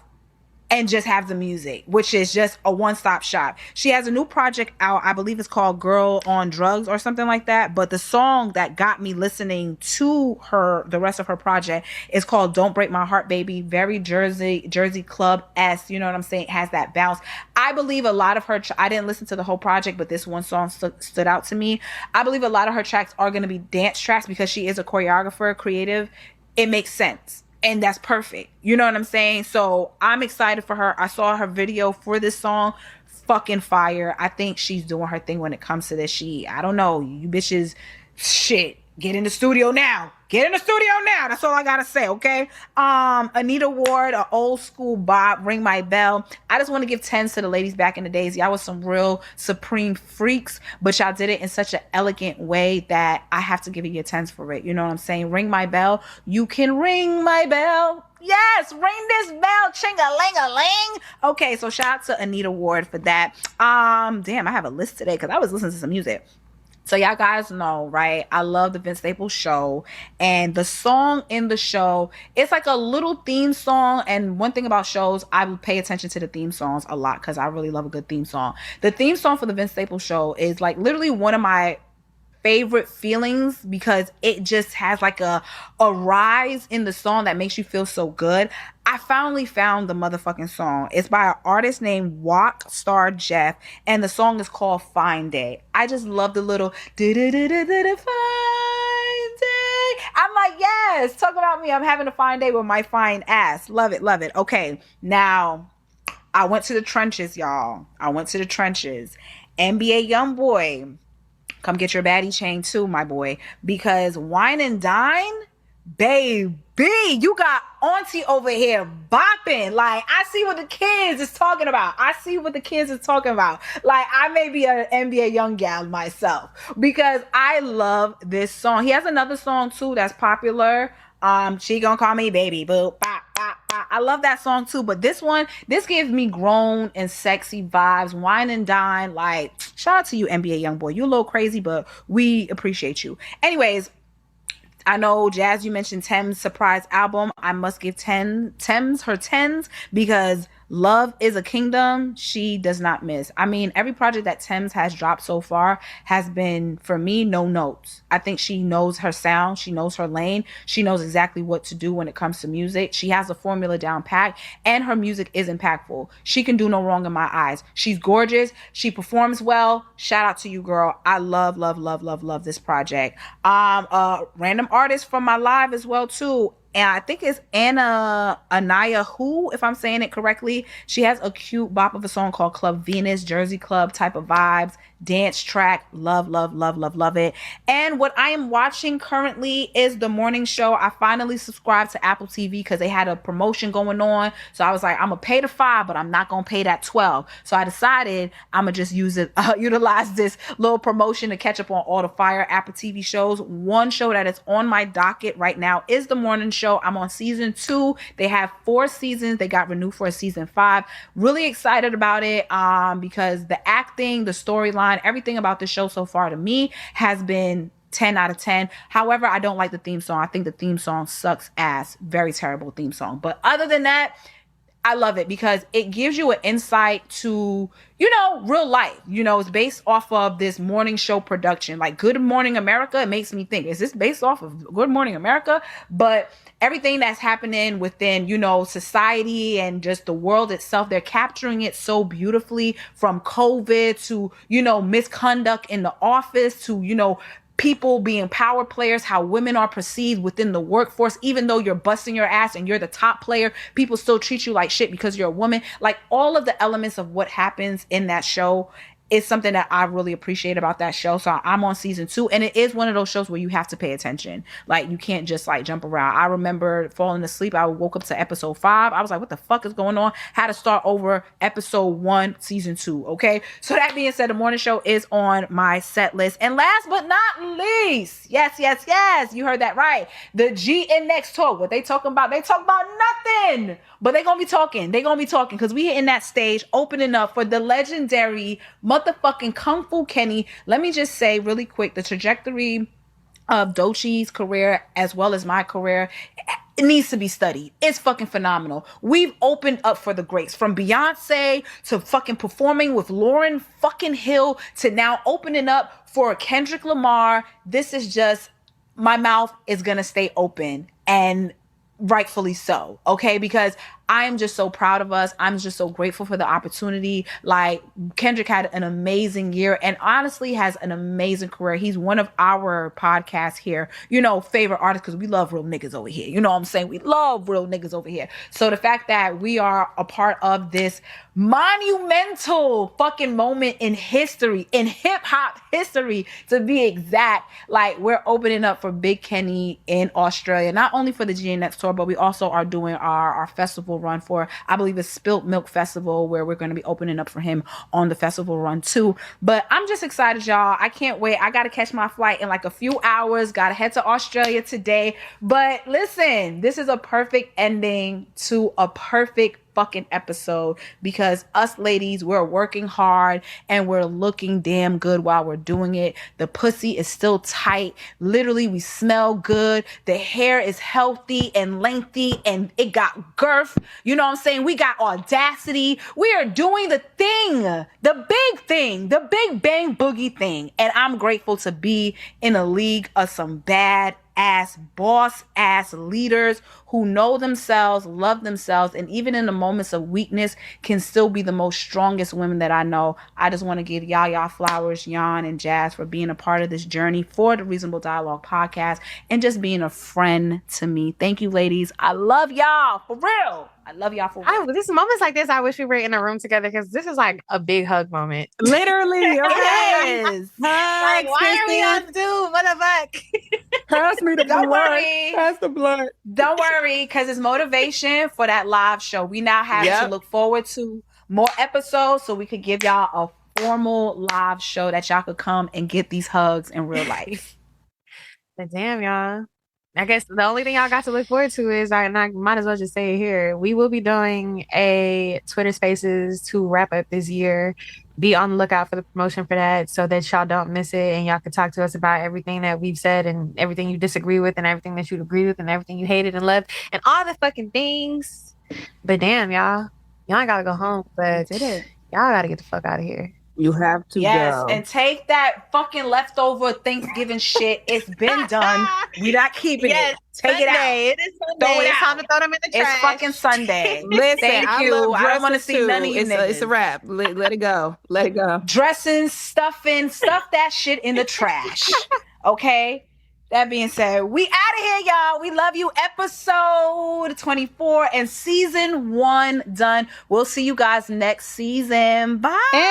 See ya. Give me my waiter. What's up, world? It's your girl, Jazz. It's your girl, DJ Miss Milan. And it's your girl, Jan Sneed. Thank you guys for tapping into another episode of the Reasonable Dialogue podcast. Thank you guys for tapping in every week and spending time with your favorite girls at the Conzo. We really, really appreciate the love you guys pour into us. And if you're rocking with the conversations, make sure you follow us on all socials. We are on Twitter, Instagram, and YouTube at Reasonable Dialogue. And be sure to rate, subscribe, comment, like, tell a friend to tell a friend, and be sure to stay reasonable.